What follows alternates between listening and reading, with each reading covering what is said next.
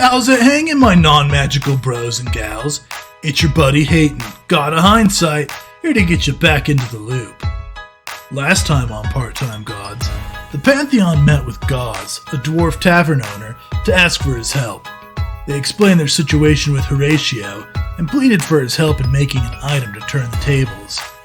After some discussion, Gauze agreed to craft something if they retrieved a Minotaur horn for him. He believed the Minotaur to be at a local disc golf park nearby. The group set off with Gauze's friend, another god who introduced themselves as Jack, though Jack's identity and domain kept changing. The gods found the Minotaur's tracks, which ended on a hill in the center of the park. As they searched, some strange mortals at the park watched them with creepy, unnatural smiles. Suddenly, creatures too fast to be spotted started taking bites out of the gods.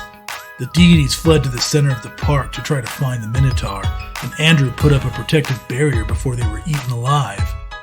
When he did, the flesh melted off all the strange people to reveal pucks in disguise. As Andrew, Noel, and Jack fended off the pucks, Will found a secret mechanism that opened a stairway to a dungeon below the park. Sneaking into the dungeon, they found the Minotaur and realized it was the same one that Noel had fought during their encounter with Horatio. They confronted the Minotaur, and he agreed to give them one of his horns if Noel agreed to duel it without Horatio intervening this time. They agreed and took the horn back to Gauze's place, where Jack finally revealed their true identity as Tiala, the god of lies and deceit. That's what happened last time. Say your prayers, mortals, because more Part-Time Gods starts right now.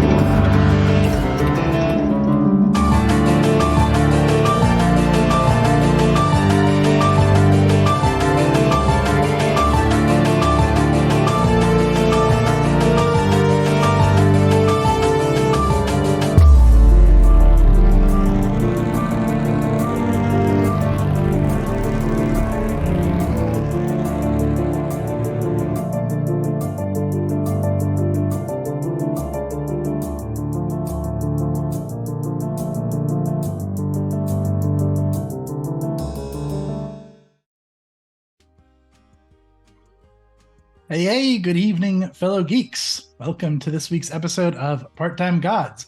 Glad you all could join us this evening. Before we dive into the game, let's talk about the awesome players that we have with us this evening. We will start with our guest for this week, returning as the same character, M.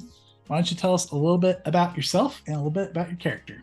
Oh man, I was so unprepared to be called on so soon. But I'm M. I live here at level 1 Geek. Apparently, I shouldn't be allowed. I shouldn't be allowed on the internet, generally speaking, but people like to laugh whenever I'm there, so it just kind of works out. I also go around other places on the internet, like Couch Soup and Victory Condition Gaming and Roll D5, and just generally obsess about all things TTRPG. And today I'm playing the lovely, the wonderful, the funny Crystal Barnes, the goddess of customer service. She's there to support you in your times of need, when your patience is fraying, when you need to tell that Karen what's what and who's who and where they can shove things. Crystal's who you pray to. Do I need to say anything else during my character introduction? You know what? I think that was perfect. Beautifully said. Glad to have you back. Yeah. All right. Next up, we have Nathan. Nathan, why don't you tell us a little bit about yourself and your character? Hello. Yeah, Nathan. One member of Knights of Bastille. We make mobile apps for tabletop role-playing games. We got a generator for NPCs and some other things out there. So pretty fun stuff. I am playing Will Fife, the god of wireless communication. He's in your text messages now, looking through your browsing history. It's just natural. It's just what he does. No, no malice there. And that's Will Fife. There's no malice, but is there judgment? That's really kind of what I'm wondering. Yeah, I mean, maybe a little, but all in good nature. Bunch of humans, bunch Good of nature filthy judgment. animals. It helps because Will has access to all your text messages, but he also can't read. Oh, So he okay. can't judge you. He has no idea what's going on. Fantastic. Glad to have you here, Nathan. And then last but certainly not least, we got Bill with us this evening, as always. Bill, why don't you tell us a little bit about yourself and your character? Hey, yeah, I'm Bill. You can go and check out podcasts I make. Go check out Escape This Podcast. There's a new Solve This Murder coming, hopefully at the end of this week. So if you like murder mysteries, there should be a new one coming on like Thursday nights for Americans, Friday for Australians. Hopefully, that's the current plan. And I'm playing Andrew Stewart, who is the god of awards. If you want an award, he won't give you one. That's not what he does. But he'll make sure that all the playing fields are level and that you have an equal chance to compete. Fun retail fact, given that we have Crystal here. When I worked in retail, I worked in the toy section of a department store, and somebody once came in and they bought a full Thomas the Tank Engine set for like $150 that had all of these different parts. And he was like, yeah, but I only wanted the curved bits. So then he took all the curved bits out, counted how many there were, went, well, that's only 20% of the set. So can I return the rest for 80% of the price? And didn't leave for like an hour and a half trying to return the rest of this for 80% of the price, half joking, but never leaving. Oh, it'd be funny if I return it for 80%, but, you know, also, can I? So that was great fun. Man, what a good one. Fantastic. Glad to have you here, Bill. We are missing Tori this evening. She is off doing other Tori things. I am Chase, the game master for this campaign, part of the Level 1 Geek team, as well as Katie in the background is also part of the Level 1 Geek team, and she's going to be chatting with you and managing our chat interactions and just kind of keeping things running tonight. And speaking of those chat interactions, hopefully you guys have caught the past episodes. If you have not, we have some chat interactions, and rather than explain them all in detail, I'm just going to tell you that you can use some chat commands to go and find those. We have !Pantheon, !Cursed, or !Worshippers if you want to see how those work. And yeah, those will get you some perks for the players, some perks for me if you're feeling sinister, or it'll get you a shout out on the following stream. So check those out for sure. Speaking of shout outs, let's go ahead and talk about the shout outs we have from last week. Now, Tori had a worshipper from last week, but she's not here. So Crystal, Goddess of Customer Service, is going to step in for that blessing this week. So why don't you go ahead and take it away, Em? So I'm replacing Tori, who got blessed by always a wolf. And I just want to say that the next time you go buy any sort of baked goods, you know how they're supposed to like sell the older ones first? You're going to get like a fresh one, like the most delectable, either the crunchy outer coating of the bread is just on point, a warm cookie, that donut that is still a little bit sticky because the coating hasn't set all the way. Yes, you're gonna have the most fresh of the baked goods instead of the old crappy stuff that they're supposed to give you first. You're welcome. What a good one. What a fantastic blessing. Be blessed, always a wolf, and thank you for your support, and thank you, Em. Nathan, I believe you have a shout out as well. Right, this blessing's going to always a wolf as well. Very blessed week. Tell you what, and this one in particular is going to be coming in handy. There is a stressful moment that everybody has when they're trying to get their Swift tickets, when they're waiting for the countdown to come. You know, you gotta refresh your page, and then you've got to get the tickets, right? Well, this week, when you're online, you're going to be refreshing your page, but something magical is going to happen. You're going to refresh your page, and it'll still be a minute left on the timer, but the ticket counter will open to you, and you'll be able to get those just ahead of time. So enjoy that little blessing. Unless It's you're a good scalper. one. Yes. It could be a scalper, which could really be a good day, I guess. And along with that blessing, we have one more for Wolf. Bill, I think you also have one to shout out.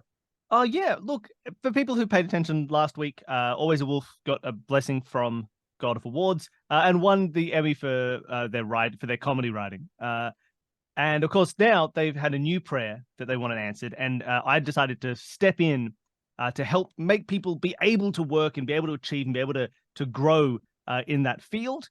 And luckily, the god of commerce was killed recently, so whoever the new one is either absent or weak. And so Andrew Stewart stepped in and resolved the WGA writers' strike, and they got all of their demands. Because look, Always Wolf wasn't working, so they were striking, and I thought, look, how can we have? They convinced me. They prayed like, how can you give awards for writing if no one's being able to write properly professionally in Hollywood? And I went, good point, and I resolved the WGA strike. They got all their demands, bar one, but you can fill in which one at home. Fantastic. Great blessings all around. So very blessed this week, Wolf. Thank you for the support. We appreciate you very much. I also have a few to shout out from last week. And these people supported a Minotaur last week. So I got to give a big old shout out to Hexeter, definitely not Davin, and Real Life Unicorn. May your horns stay sharp. May your hooves stomp the skulls of your enemies until they explode. May you stay strong. Appreciate the support. To the chaotic people, Hexeter, definitely not David, RLU. Much love. Thank you. Appreciate you. And I think that's everybody who we got to shout out this week. So thank you. And to everybody who did not support through Patreon or subscriptions or bits, we still appreciate you. Thanks for showing up to the stream. Thanks for telling your friends about it. Thanks for chatting with us, and just thanks for being around. You guys help us do what we love doing, and we appreciate y'all very much. All right, and I think with that said, we're ready to jump back into the game this week. Now, we had a recap at the start of this stream, but if you guys would like to catch up on the series as a whole, we have it up on YouTube. I would like to say that we're caught up to date, but our video last week had some kind of issue that I am working on. I'm having a hard time getting it to upload. Really hoping I can save it. But we'll try to have that up this week, along with this week's episode by Friday. Fingers crossed. That's the best way if you guys want to follow along with the live streams, get all caught up, go watch the whole series, tell your friends about it. And to those of you watching on YouTube, don't forget to subscribe. We appreciate the support very much. We would love to get that algorithm rolling and get some more YouTube friends going. So, yeah. But recap at the start of the stream happened, and just as a reminder, we have Crystal joining us again this session.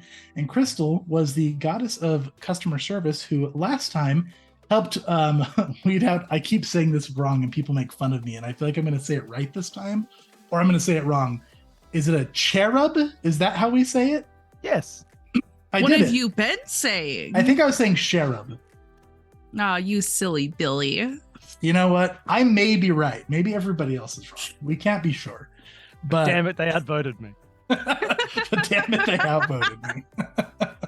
Yeah, so Crystal helped track down a cherub who was given a divine spark, and before it became any trouble at all, they settled some problems at a car dealership by buying a car as bait, found the cherub, and Noel ate it and sent it back to its timeout cherub zone for another year.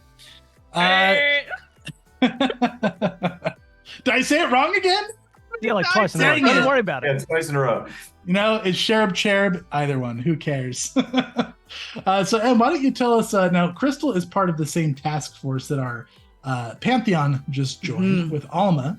Why don't you tell us a little bit about what Crystal's been up to? What's some fun, notable events that have happened to Crystal over the past week or so? So somebody tried to promote Crystal at her job, and that was a hard pass because we believe in getting paid for the work that we do, and getting into management is simply an excuse to work unlimited overtime at the one specific salary that doesn't really cover all the efforts. She'll keep her overtime, thank you very much. And so she kind of declined that, but unfortunately she could not decline the requests to go on more and more jobs. And she's a little bit tired and she's a little bit worn down because of how many extra things she's been doing to help out this Pantheon. She has a really hard time saying no to people who genuinely need help. I love that. Fantastic. Yeah. All right. Well, that sounds like a good time for Crystal. Crystal aside, the rest of our Pantheon, when we last left them, went and got a Minotaur horn, brought it back to their new dwarf friend Gauze, who is going to work on crafting an item to potentially help turn the tables with this battle against Horatio. Now, Gauze let you know that it was going to take some time. he had an idea for something to help you out, but he needs to work on it. It's not necessarily going to involve a Minotaur horn. That was just a material he was low on. You all kindly assisted him. And you guys are going to have a little bit of downtime to, take care of personal business and anything that you need.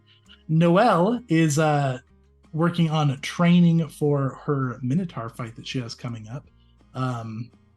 And she has also been called away to some business with Last One Standing, her TV series that she's going to be starring on for her second season coming up soon. So in the meantime, let's go ahead and we're going to do just a quick little downtime thing. And you guys can take your go to work, free time, and payment bonuses here, Andrew and Will. But as you guys have a few days getting back to the middle of the week, what are some things that you're going to be up to? We can start with, Will. Few things Will is up to. One thing, of course, he'll be crocheting with the Cougars this week, as it is crochet night. And he's been somewhat absent. They're wondering where he's at, but he is going to do that. But the other thing he is going to do, this would be with his, this is going to take place with Care, his boss. And if you recall, when the god of fences attacked his house, he wrecked one of the most important things to him. That was the notes that he had written to his kind of lost pen pal. And the scene will take some place like this. He'll be probably at work. He's always, work is not really work. He just sits around and points people to the right crochet gauges. But he will be fixing his, taping up these letters, and his boss, Care, will discover them while he's taking a break or something.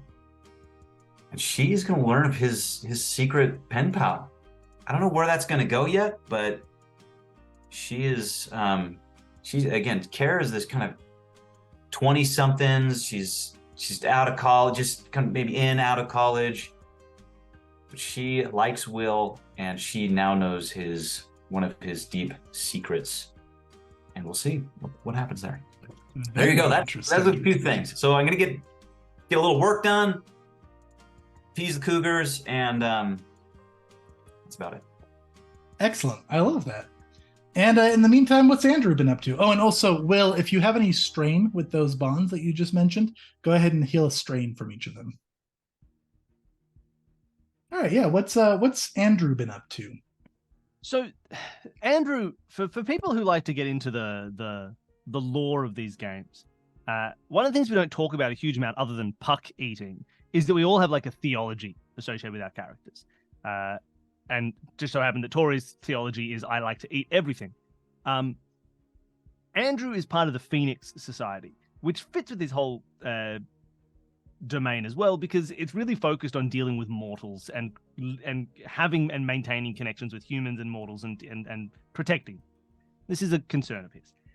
And it feels like lately we've been so concerned with the higher realm of gods and a war with the god of atheism and battling and keeping ourselves alive that he's worried that's starting to wane a little bit. And so with this moment of downtime, suddenly Andrew's found no missions, and he's they're waiting for a dwarf to produce them a weapon, so he can't really do anything there. He's tried to take an excuse to really get back into local people's issues. He's been working, which he always feels gives him a good connection with people. He has been attending meetings for the local business council to try and figure out who deserves to get Butcher of the Year, and all that sort of stuff. He's had gone out for coffee with Mary Quinn, and all these other things. He's just trying to and spending also a lot of time at one of his locations of power, the homeless center, the Open Arms Homeless Shelter. Just trying to. It's not even so much about helping people. He just wants to be around humans for a while, who are just human, not mortal, not worried about big godly things, who have their own personal concerns. So he's just trying to delve into that world, just waiting until something calls him away again. He thinks this is a rare chance to get some time with normal people. I love that. Fantastic. All right, good. Yeah, and with any of those bonds that are mentioned in that there, go ahead and you can feel free to heal a strain as well. Excellent. Yeah, so it's in terms of Pantheon business and task force business, it's been a fairly quiet first half of the week. You guys went back and you returned to the Horn to Gauze on Saturday. We're now going to fast forward to Wednesday. So things have been fairly quiet. You guys have had some time to adjust to your Pantheon rituals that have been completed. And it's pretty amazing how much more powerful you guys now feel at home. Especially when you guys are working together, any times that you have together, just you feel more powerful than you once did before. It is truly a magical thing. But with the Pantheon rituals, there was also some mishaps that happened. Part of the problem of do it yourself was that a couple of the ritual things were not quite as easy as they seemed on the instructions you were given. Wait a minute. Who is in charge of doing all these rituals anyway? You don't want to ask that question. Doing all the rituals was the goddess of commerce, who was passed on to mostly you, Will, and you are certain that you did everything exactly as it was stated in the instructions that were given to you. But there has been some strange divine magical backlashes. This is me spending the 3 blessings that I was given last week, and it has caused some damage to all of your properties. Minor damage, but damage nonetheless. So that's going to take a wealth away from both Andrew, Will, and Noel, who we will inform next week. But go ahead and tack a wealth off for that. Picks the mailbox. It's the only place he gets email. Mailbox just turned into some kind of like living puck, you know, had to be dealt with. It was unfortunate business. But yeah, so aside from some mishaps like that, everything has been fairly quiet. Now on Wednesday, once you guys have had some nice time to yourself, you guys are all going to get a message. You included, Crystal. You actually haven't heard much in over a week. You've been able to go about your own business. Task force has not beckoned for you. No problems have come finding you since you got your car. But Alma is going to just send a text. It's going to say, meet at my place. And she's going to drop an address for you. Ooh. And she's going to say 11 a.m. sharp. This is now, we've graduated from meeting at Moonbucks. Yeah, from Moonbucks straight to Alma's home. And yeah, she'll give you the address. And the address is actually just south of the Moonbucks, fairly close by.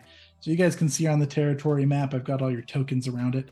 Fortunately, the Foundry ping has not been working since their last update, but right there, you guys can see it surrounded by the tokens. So, can I text back, proceed? I'm not coming? Did you say, I'm not coming? I'm not coming, Alma. No, it's fine. No, it's been sent. She'll send question mark, question mark, question mark. Why would I not come? This is my house. This is a group chat, by the way. Oh, wonderful. It's just like a string of emojis next, just like the face palm, the eye roll, the shrug emoji, and that's it. Totally blown Will's mind. Mm-hmm. What is all these picture images? What does it mean? I thought I knew how to read. I've just learned. Notably, Noel is not on the group chat. Just you 3. So you guys probably don't recognize Crystal's number unless you guys traded numbers before. Will probably does. I'm sure Will knows everybody's number. And he forwards the text to Noel just to spite whoever's not included. Excellent. Fantastic. Yeah, so how do you guys proceed here? Do you guys arrive on time? Do you arrive at all? What's your plans here? Of course. We got invited in. You know, I'll be there at 10:57. 10:57. Fantastic. 10 minutes early. If you're not 10 minutes early, you're late. Excellent. Yeah, we'll connect with Andrew. We'll just show up together. Yeah. Calls one of these cars that are out floating around that seem to just pick him up whenever, and he'll go get Andrew. Oh, do you want to get a brunch kebab at Stick the Landing? We probably should. Yeah, we'll turn up some brunch kebabs. I'm just looking at the map and any nearby restaurants. Yeah. Excellent. Stick the landing.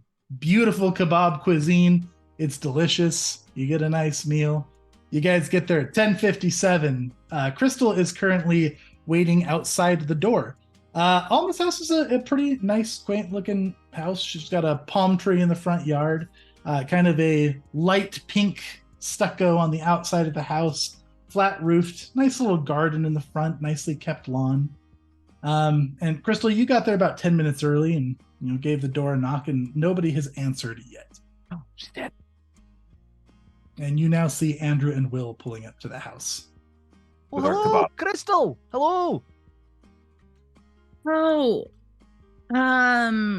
Oh, don't pretend you don't remember us. We did a whole quest together. oh, fine. I thought it'd be cool if I pretend like I forgot and then I got your name right, but whatever. I No. don't think I've met. Have I met? Oh, no, I'm so sorry. All right, Will, this is Crystal. Crystal is the god of customer service. Is that right? You've got that right. Yeah, You can alright, call beautiful. on me whenever you need a hand. And Crystal, this is Will. Will is the god of wireless communications. I will call on you because I now have your number. He does now have your number. He looked at you. He has your number. Wireless communications. That's What all does that entail?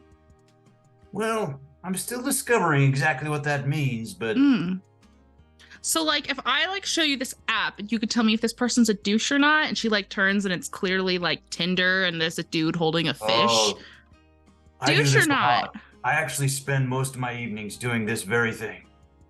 That guy's a douche. Yeah, that's what I thought. Left. And she just is speed running lefts on everyone. Yeah. I knocked, but nobody answered, so I'm just kind of sitting out here. All right. Well, look, it's only 10:57 now, so let's wait 3 minutes and knock again, and then maybe we'll start to get concerned. We have an extra kebab. If We do have an extra kebab for you. they're Oh, that's brunch okay. kebabs. It's a I Got a know. brunch little kebab. black bag that says "Stick the landing" with some leftovers. Oh, no. All right. Good customer Thanks. service. Well, obviously, I left a review on Yelp the other week.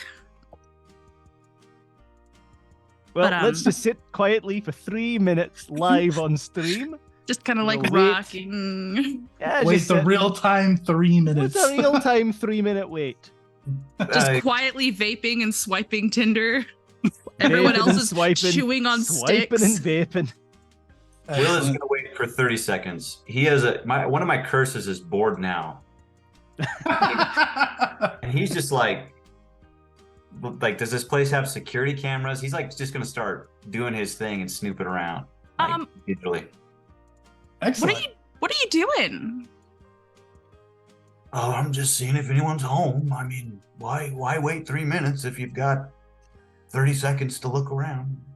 Yeah, so you try to connect with some wireless communications here, Will, and there doesn't appear to be any, or at least you're not picking up any. No security cameras you can see. Nothing really to snoop around in. Unless I invoke a blessing. Could I do this? Because I have Finder's Keepers, which is a blessing. Is this a fragment to invoke? Yes, it is. It says let's see. It just says by sacrificing one Pantheon dice, the player may affect Just a the Pantheon scene dice then. to say something related to their domain is present. Oh, Aha, excellent. he gotcha. Yeah, for sure. And so, yeah. So I'm gonna do this to sacrifice a Pantheon dice. I don't know if there's gosh, everything's connected these days. They got maybe there's a vacuum or something they bought. Smart fridge. But it happened. Yeah, it's like a smart fridge. There's a smart sensor in it, and he's pinging around, checking it out. Excellent. Yeah, I got something you can pick up here. So we'll keep the Pantheon dice the same. You're invoking a curse and a blessing, so you're gaining a dice, spending a dice. And yeah, you do pick up a couple of signals. You connect to a smart fridge, and in a smart fridge, you can see a pretty lovely looking kitchen, though it looks empty. You get an inside look at the house. There's like some basic furniture. There's no TVs. It looks more of like a bare bones model home than anything that's actually lived in. And then you're actually able to pick up a cell phone inside the house. And the cell phone, as you kind of get a view from that, appears to just be sitting on top of a dresser in a pretty bare bones bedroom as well. It does appear to be Alma's phone. You've seen her use it before, but you don't see her anywhere around in the house. Has the phone been used in a while? I mean, other than like the time that she texted us to now, like, is there? You don't sense that it's been used since. Well, the milk is about to expire. Oh, that's a very strange thing for you to just say out of nowhere. What's good? Oh, yeah. Well, I don't know if anyone's home, Andrew. I mean, they did leave the refrigerator on, so I imagine that's an invitation to let me look around. Yeah, that's probably true. Do you think my only concern is like I don't want to be rude. I'd like to wait until 11 just in case she just like zooms in like Speedy Gonzalez and says, "Oh, I was here on time." But at 11 o'clock, I will be very concerned alongside you that that the milk is expiring and she doesn't seem to be home. Yeah.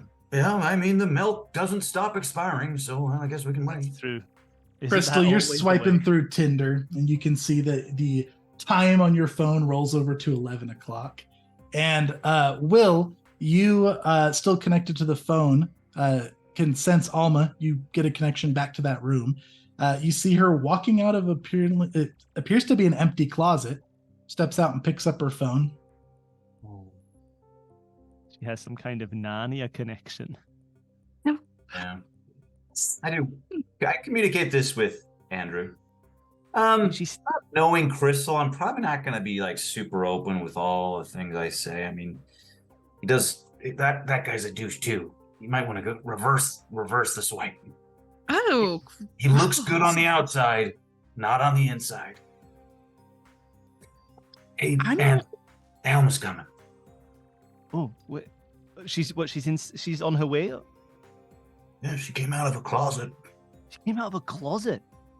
I mean, everyone has their thing. I would know. I suppose that's true. It's just a bit strange. That's usually like a euphemism for things, but this seems strange. All right. Well, let's knock on the door, shall we? Yeah. Knock, knock, knock. Excellent. Andrew knocks on the door, and with a thump, thump, thump as you knock on the door, suddenly everything around you starts to look very strange. You notice that the lawn that is beside you looks blotchy, almost kind of like an oil painting, and the sky starts to look kind of weird and faded, and kind of similar to how you saw the flesh melt off of the Nars in your last adventure. Everything starts to kind of melt around you from the sky up, almost like a dome. As the sky melts around, it starts to just reveal just plain white. And you saw Crystal, who was swiping on her phone, just seems to be standing there in place. Crystal, you're blacked out. Welcome to the stream, Em. Get out of here. It was really nice. Thanks for inviting me on. I've really enjoyed my time. And everything's just melting away into whiteness. Andrew and Will, you still seem to have your wits about you. What are you doing? I'm finishing my kebab as quickly as I can. You should be more concerned about this. Are you seeing what I'm seeing? Will's got mid kebab in his mouth, and then he freezes in place. And Will, you're blacked out. All right. This is not good. I'm just going to try and kick this door down for a second and get inside. Excellent. Yeah, Andrew, you go to kick the door down, and the door just disappears as one last big splash. Everything goes away, and everything is just white, including Will and Crystal. And it just appears to be you, Andrew, just standing in just a void of pure blank white. Until two giant gun racks fly in and they start to fill the void next to me, and I can take whatever guns I want off those racks. I've seen The Matrix. I know how this works. Unfortunately for you, no such luck. Damn. Hello? Hello? Am I floating here? Does it feel like there's ground underneath my feet? It does, yeah. It feels like you're standing on a solid surface. Can I reach out? Are there things where there were things before? I know I can't see them, but can I feel the walls of the house? Yeah, you reach out and you feel kind of the rough texture of stucco. And then, Andrew, you black out. Well, that was fun, guys. We're We'll all see you dead. next week. Yo, what's up, dudes? So, Hello? what's your names here? I Uh, Oh, that's cute, man. You like trying to do Andrew's voice. What's your name there, Bill? Yeah, it's Bill. Get out of here. How's you it going, meta Bill? dog. Name's Hayden. Nice to meet you, man. Hi, how you going? Oh man, who's this dude I'm inhabiting right now? Is this the voice he's giving me? That's Yeah, pretty that's shit, bro. Chase. He doesn't know how to sit in a chair, and he can't play the guitars behind him. He's a weird guy. I shredded on some guitar, man. I'll have to show you another Oh time. no, do it now. There's one right behind you. A little bit short on time here. So how's it hanging, man? Like this your dimension? Kind of rude. You seem to know who I am already. You catching my recaps? Oh, I don't really watch them, but I read them with the sound off. Oh yeah, that's fair. Name's Hayden. God of Nice. hindsight, also God of the fourth wall. Pretty wild, yeah.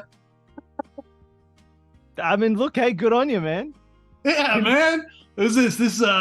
Nathan. Nathan, you the one that's driving Will?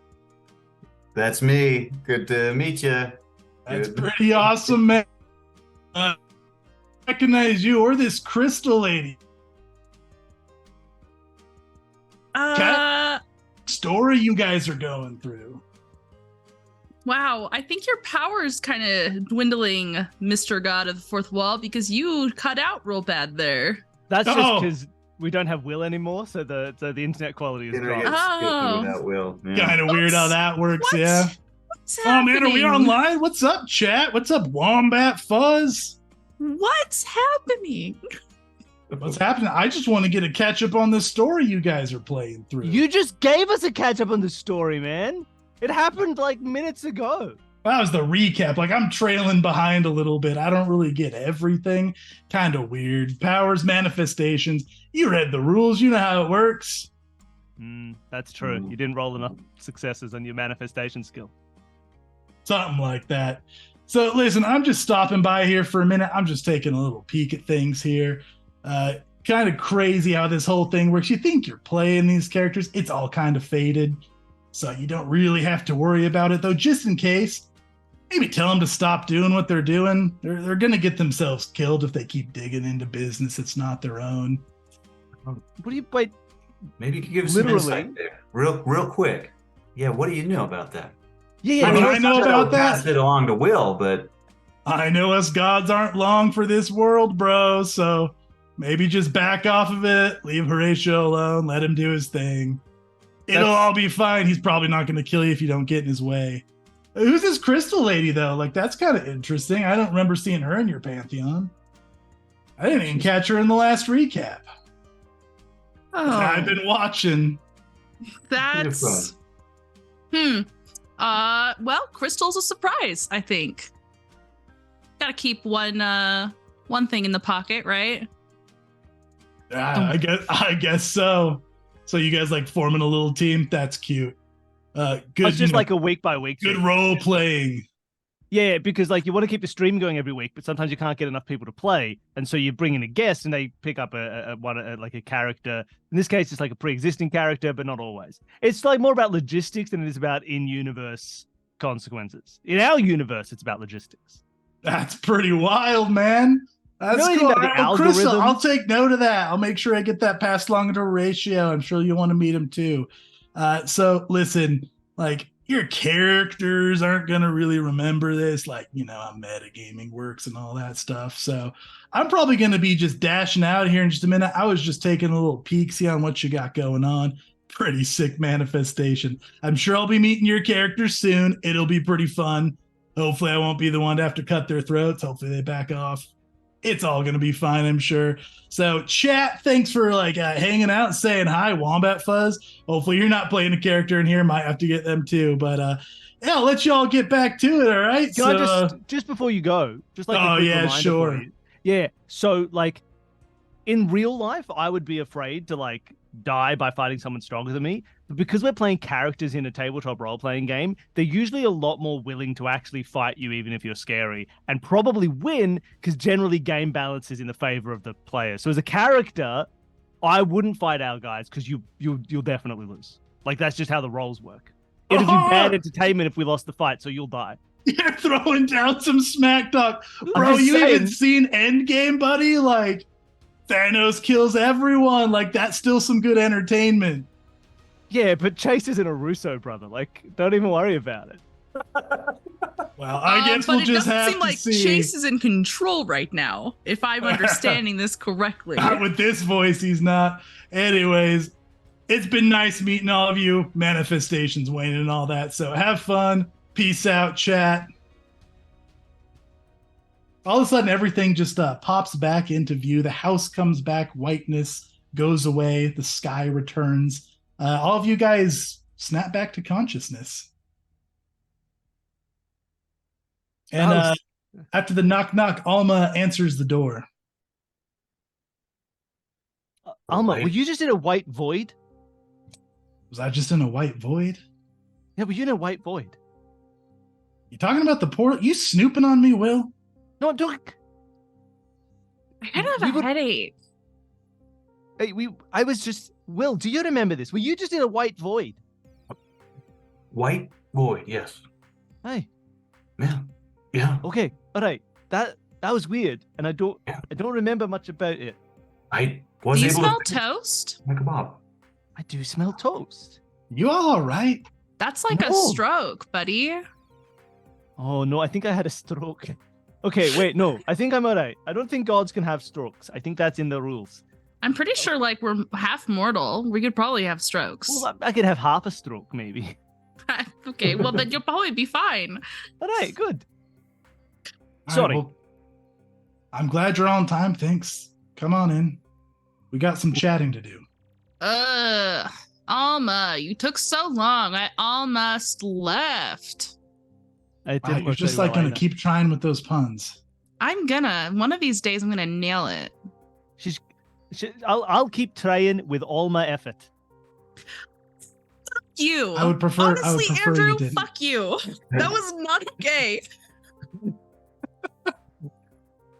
All right, enough with the puns. Come on in. She'll escort you guys in the house. She'll wave you in. Will, when you get inside the house, everything looks kind of familiar. As you walk through the entryway, you can see the main room. You can see the kitchen with the smart fridge. And she's going to lead you upstairs to the second floor. Before leaving, can I have a glass of milk? Don't do it, you idiot! I'm pretty sure the only milk in here is expired. Oh. Almost expired. Almost that is true. expired. Are you serious, Will? If there's milk in there, you help yourself to it, but I'm not going to be held liable for it. This is not actually my house. He helps himself to a glass of milk and then falls. That brings me to a good point. You guys aren't letting people in your homes, right? Not trusting anybody currently. You shouldn't even be showing me where your house is at. Don't remember. There is someone who knows where all our homes are who did attack us in our sleep with little stick men, but we dealt with him. You're talking about Francis? Hey. Yeah. No shit. Well, I figured out that we all lived. And then we beat his little gates down and told him to stop bothering us. And he's generally stopped bothering us. I hope you settled your blood feuds. You get along now? Oh, yeah. Well, he's great. That's good.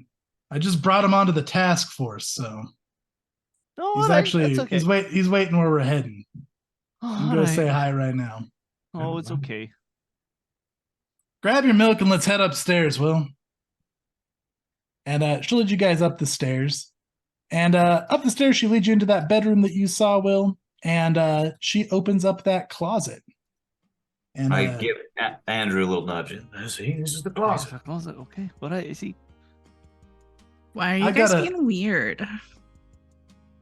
Yeah, why It's are a closet. you You wouldn't know. We all know.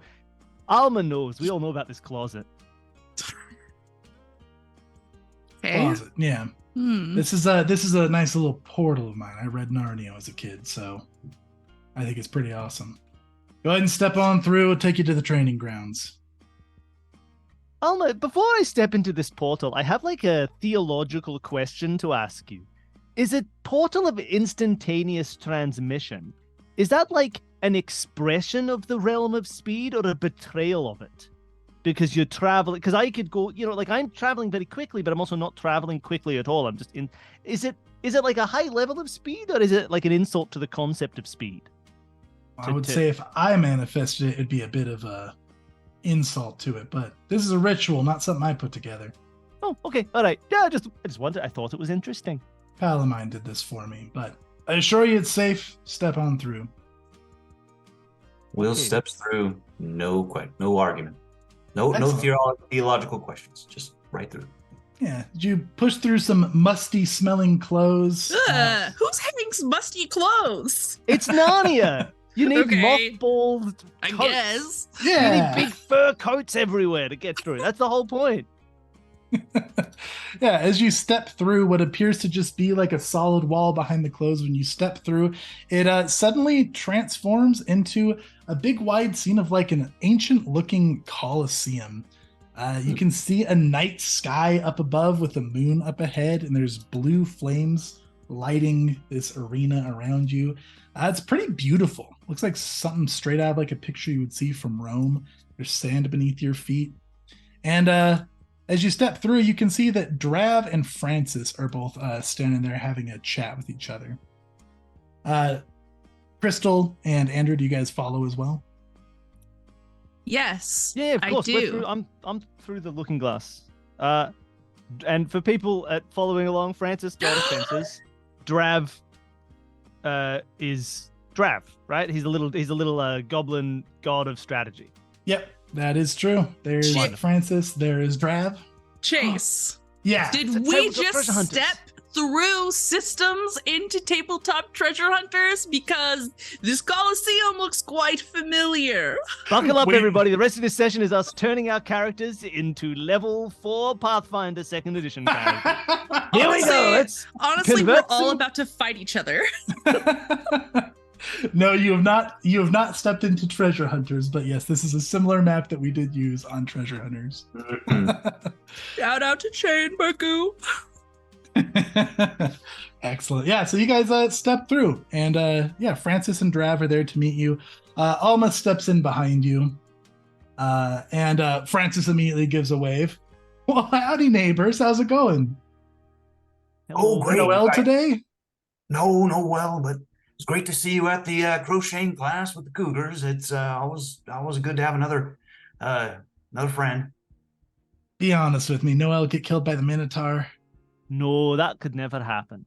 So her ghost is not with us presently? No, she's off in a freezer punching big hanging up pieces of meat. We discussed this at the end of the last episode. Oh my god, are you about to talk mad shit on her? No, that's what she's doing.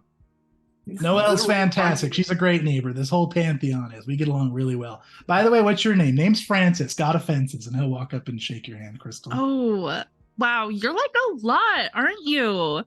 Okay, you could take like 2 steps back on like the enthusiasm scale here. My name is Crystal. I sometimes help out with stuff. And got offenses. What's that all about? Oh, don't like the enthusiasm. You must be friends with Noel. I must run in your little friendship circle there. Well, I wouldn't say that. You just like kind of exude fake. I don't know what you're talking about. I'm just me. I like to be real with people. I mean, we had a little bit of a turf war. It was no big deal. Happens with us powerful gods. I'm just calling it how I see it. The vibes are off. Vibes, you're pretty funny. Drav will step up and he'll shake your hand, Crystal. He reaches up. Little yellow goblin guy. Name's Drav. Nice to meet you. Hi, Crystal. Nice to meet you. Think you ate one of my cousins. No, that was Noel. We already established that. You ate the cherub? You're a I puppy, just right? drove a car. Ah, driver, right. I just know you were involved somehow. You look familiar. Why? Looking to get revenge or? Nah, we're past that. We're on the same side now. I'm part of the task force. Honestly, and I believe it feel or like... not, and as you meet eyes with Trav and Francis for that matter, you know that they are gods. Okay, I see the spark. Yeah, which is very strange for a puck. Oh. Which puck is goblin. Goblins are a type of puck. Yeah. So, like, I think, like, the real question that everyone wants to know is, are we in fucking Rome right now? Is this Italy? Alma takes off her sunglasses and puts them at the front of her suit pocket. No, we're actually in another realm right now. Just a place I had put together. Call it a hideout, a place where you can train in peace. Hoping that Horatio can't track us here, so... Not many people know about it. I would appreciate if you kept it that way. By invite of me only, if you could. Okay. Yeah. Training montage, secret. I'm here for it. Well, what do you need from us? What do I need from you? I need you all to not be able to die when you confront Horatio, which I'm guessing is coming sooner than later. We're getting more on his radar. Hey. Yeah. Seems like all of you have already introduced each other. I think we all know each other here. That's good. Now, last update that I got, and I already had a chat with Noel. I understand she can't be here. To be honest, I'm not as worried about her. She's a violent type, if you haven't noticed already. She is actually also in training right now. She's doing her own thing, as is her style. Yeah, which is probably better for us if we're being frank. True. Yeah, that's good. Fighting a minotaur and all that. Anyways, you all fought well in your last encounter with Horatio, kind of. You got beat. So I'm just here to promote some training. Make sure that we get up to speed. Make sure that everybody's familiar with how to get in a tussle, if you will. Sounds like you already had a nice little turf war with Francis. I'm guessing that was pretty silly. Francis just shaking his head. I got pretty violent. I sent some... No, it was pretty silly. He sent some little stick men. We beat them up and then we broke down his fence. I'm pretty sure that I wrecked Will's house, if I remember right. He doesn't really know anything about the situation. Listen, I don't care about any of that. It sounds like we need to make sure that we're combat ready. Now, what is it? Do you have your axe with you, Andrew? Yeah, my axe is with me always. Excellent. It is officially a relic. Okay, awesome. Now, it looks like you're packing something magical and dangerous, but what about the rest of you? Got any armor ready sitting out in your cars? Any weapons? You're going to want to be ready at all times now. I know that you can't just go carrying blatant weapons to your places of work and whatnot, but you need to have things ready to go if you ever get attacked. Because I'm sure if Horatio finds out he's going to try to attack when you're least expecting it. What about you, Will? What do you got? What do you fight with? Well, I always ascribed to the philosophy of the pen being sharper than the sword, so not a whole lot in the way of the weapons department. Well, I think we should fix that. Unless you trust your manifestations, how do you get violent? Excuse me? How do you get violent? That seems a little personal. Well, we're going to get a little personal. We're part of a task force. It's going to be life or death. Well, you'll have to wait and see then. All right, so he doesn't get violent. What about you, Crystal? I am still working on that. It's customer service isn't exactly something that just like lends to violence, you know. I'm not Noel. Something you'll find if you ever get in enough turf wars or if you battle enough outsiders. Anything can get violent when it needs to. That's what we're going to work on today. Now, I have a nice vendor that I keep here in this dimension. Got some armor, some firearms, some weapons, whatever you need. Let's get you all hooked up with some gear. At a discount, I'll cover a portion of the cost, but I don't have unlimited funds myself. Neither does my vendor. So why don't you go take a look, pick out some things to protect yourselves. Then we're going to do a bit of a painful training exercise. Painful? How painful are we talking here? To the death? No. Where's the closet? I'm thinking this isn't for me. She smiles. What, you never been killed before, Crystal? I have not, and I fully intend to keep it that way. Fully intend to keep it that way, then you're gonna have to kill me, Drav, and Francis first. So, Okay. Will, you said you're the god of communications. Can you call me an Uber or something? Because this is not my jam. Will has been looking for an Uber for the last, like, during her little spiel. Not really on hand. Any available? Cool. She's gonna step up to you, Crystal, and get like pretty close. Listen, I know it's a bit frightening at first. You know we come back, right? Just a few days out of commission. That's If a I can even kill theory. you. It's not a theory. I've been killed a lot of times. Okay. You ever been killed, Andrew? Well, I think so, actually. I mean, look, it's a tough one to ask. Like, I think I died in a fire once from asphyxiation. And they said I was in a 3-day coma, but then my body went missing, and then so I think that was actually they just had a corpse for 3 days, and then I reanimated somewhere else. But I don't really remember being out for that time. But I think I did die then. It is a little bit disorienting your first time. Hey, I'll try and keep a better look at. But look, luckily it's a moot point because we're not going to die right now because we're so tough and cool. Drav raises a hand. I died a few days ago. Who Just came killed you a back few this days morning. ago? One of my cousins.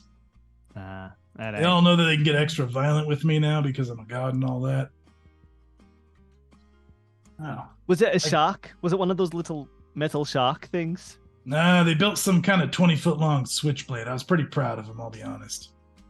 I like it. I mean, I probably could have killed him, but like, he wouldn't come back, so it's pretty unfair. Does it hurt? Sorry. Yeah, it hurts, you die. And you guys are gonna kill us? No, we're gonna kill them. Okay. all right. Huddle. All right, huddle. Everyone get in. Huddle while you shop. Let's go pick up some items. It's Anything a you want. pre-shop huddle. All right. What do you want? You know how to do this, right, Andrew? Oh, I mean, look, we gotta fight him. I suppose look. It's better to die here in an arena where we come back to life and no one's gonna bother us the whole time than not die at all, Okay. and then die against Horatio, who'll eat your soul when you die. Right. So I think I agree. It's gonna be terrible, but if we can get through this, it's good training. See, Crystal, this is why I do the huddles. He's really good at these speeches right before the big games. Maybe you're just feeling good. gullible. Because Chris- I'm feeling pretty bad still. Oh, Crystal, think about it this way. When you have someone in retail, if you put them right out on the front lines on day one, they'll get yelled at by an angry woman and then they'll cry for days. Yeah. But if you get them in an actual training session and you go through methods of confrontation and how to deal with customers, they'll Mhm. live forever out on the front lines. They'll never have an issue with people trying to return 80% of a Thomas the Tank Engine set because they know how to deal with it. This is it. This is our corporate training, Crystal. Okay. But corporate is Alma, and Alma is kind of a bitch. Hey, but so's every middle manager. Okay, Every that's single fair. person who runs Yeah. training for retail staff is a terrible person. Garbage. They're all horrendous. They're put there by nepotism and, bluffing. They Okay. don't know what they're doing. I'm sure, hey, if you're listening to this and you work in retail management, I'm sure you're actually very lovely. I've met some very nice people who work in retail management. But for the purposes of this bit, you're all monsters. Well, and I mean, how many customer service people are going to kill their boss? I mean, that's kind of an intriguing Wouldn't idea. you love to kill your boss? I'm good friends with this boss, but I have met a fair share of bastards. That's it. Picture their face and kill them. All right. Can you help me pick out a weapon? Hey, let's do it. Let's shop. All right, let's go. It's the post huddle shop. It's the post shop huddle. No, this is the post huddle shop, and then after that we'll have a post shop huddle. Oh. This was Thank the you. pre-shop huddle, then the post huddle shop, then the post shop huddle, and then death. I think it's too many words. Honestly, I think that No. it's become convoluted at this point. I should know. I'm the god of words, and I think it's a perfect number of words. Words. If you keep stealing my puns, we're gonna have problems. All right. It'll take all my energy, but I'll do it. Okay, I already did that pun. I'm just doing it again. Okay, To the shopping center. true. All right, follow me. Alma will gesture off to the side, and as you guys approach underneath some of the seats of this Coliseum, which is empty, by the way, there's nobody sitting around in the seats, a door slides down into the ground, and this kind of Roman fantasy setting around you. Through this door looks more like something out of a sci-fi movie. The door slides down with a whoosh, and then there's just white tiles and white walls, and it just leads into this massive room with shelves of guns and swords and armor and anything you could think of dangerous or deadly. And Alma will walk in behind you. Pretty impressive, isn't it? Yeah, Hey, cool. it's like we're in the Matrix and two gun racks have come flying in through the white void. You're really obsessed with white voids. How's that toast smell coming for you? It's getting worse. You know, I don't even want to ask. I'll cover the base cost of whatever you need here. Any kind of fancy modifications you want, it's gonna have to come out of your own pocket. So take your time, look around, Okay. shop around. And Alma will leave you guys to it to look around and shop. And while the players do that, I think this is a good time for us to actually take our break for the evening. We'll let the players take a quick rest, look things over for a little bit, and then we will hop back on in about 15 minutes, chat. So thanks for hanging out. Stick around, and we will see you guys in just a bit. Welcome back, fellow geeks. Thanks for giving us a quick breather to take a look at some equipment, take a rest, get our drinks refilled. We are back. When we left off, we have our Pantheon plus Crystal minus Noel, shopping with Alma in her training arena, getting geared up for a future conflict, and a painful training exercise, which will be to the death, which is very alarming to Crystal. And that's where we left off. So we're going to jump right back into it. So you guys had some time to browse through this warehouse of just any kind of gadget, weapon, dangerous tool you could think of, armor, and you guys can make some purchases. Alma is going to cover the base cost, which is 2 wealth or 3 wealth for a firearm, which is pretty generous. And you guys could spend your own wealth for any additional improvements. So let's go through and talk about what people bought. Crystal, you feeling good about your choices and purchase? Always feeling good about my choices and purchases. Awesome. Why don't you tell us about it? I think she's kind of walking around for a while, picking up weapons, hefting them. Most things are just not like jiving. It's the vibe is still off. She doesn't like all of this heavy armor and bulky things and big weapons. It's not her jam. So she kind of gravitates to like this rack of clothing, and she's going through it, and she's gonna pull off kind of a punk looking leather jacket with some spikes. It looks pretty subtle. So she's checking the price tags and realizing this is pretty expensive. So she's going to pull out her phone, shoot off a little text to some of her regular patrons with kind of like a please donate. And I'm going to trigger my givers bond with tips. I have 2 of those, level 2, so then I will spend 2 strain to get myself +4 wealth, please and thank you. That's a lot of wealth. It's a lot Nice. of wealth. All that tithing. This is how I got a car. So I'm gonna go ahead and do that. I'm going to get subtle clothes, so it'll look and feel like ordinary clothes, but it'll be armor. And then I will also get a matching set of gloves. They are messy because when you hit somebody, you obviously leave blood on them. So I'm gonna reduce the cost of what's this called? Concealable. And then I will pay an additional 2 to give it 2 checks to brutal. I love that. Yeah. It's concealable until you get blood on it. It's concealable until it's not. Very nice. Excellent. That everything for you? Yeah, so that was a total of 4 wealth spent. Fantastic. Some nice gear you come out of that warehouse with. And what about you, Will? Right. Will enters this weapons area. He looks around. He grabs a sword by the blade side and, I don't think that's how you hold that. Puts it back down. And he sees in the corner of the room, there's a TV kind of displaying like different weapons and cycling through. And he gets caught for a second and he just starts moving towards it. And he gets closer and then he reaches out, and just below the TV, there is a remote control that controls the TV.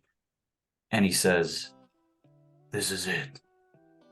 And this is the weapon he chooses. It is mechanically going to be a firearm.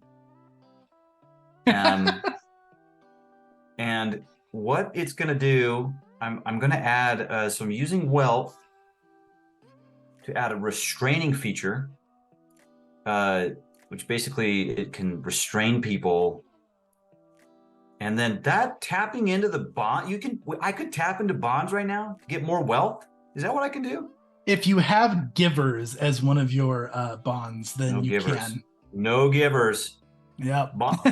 You know what? Will, the poor Will, he puts his last coin onto the shelf where the just under the TV, and he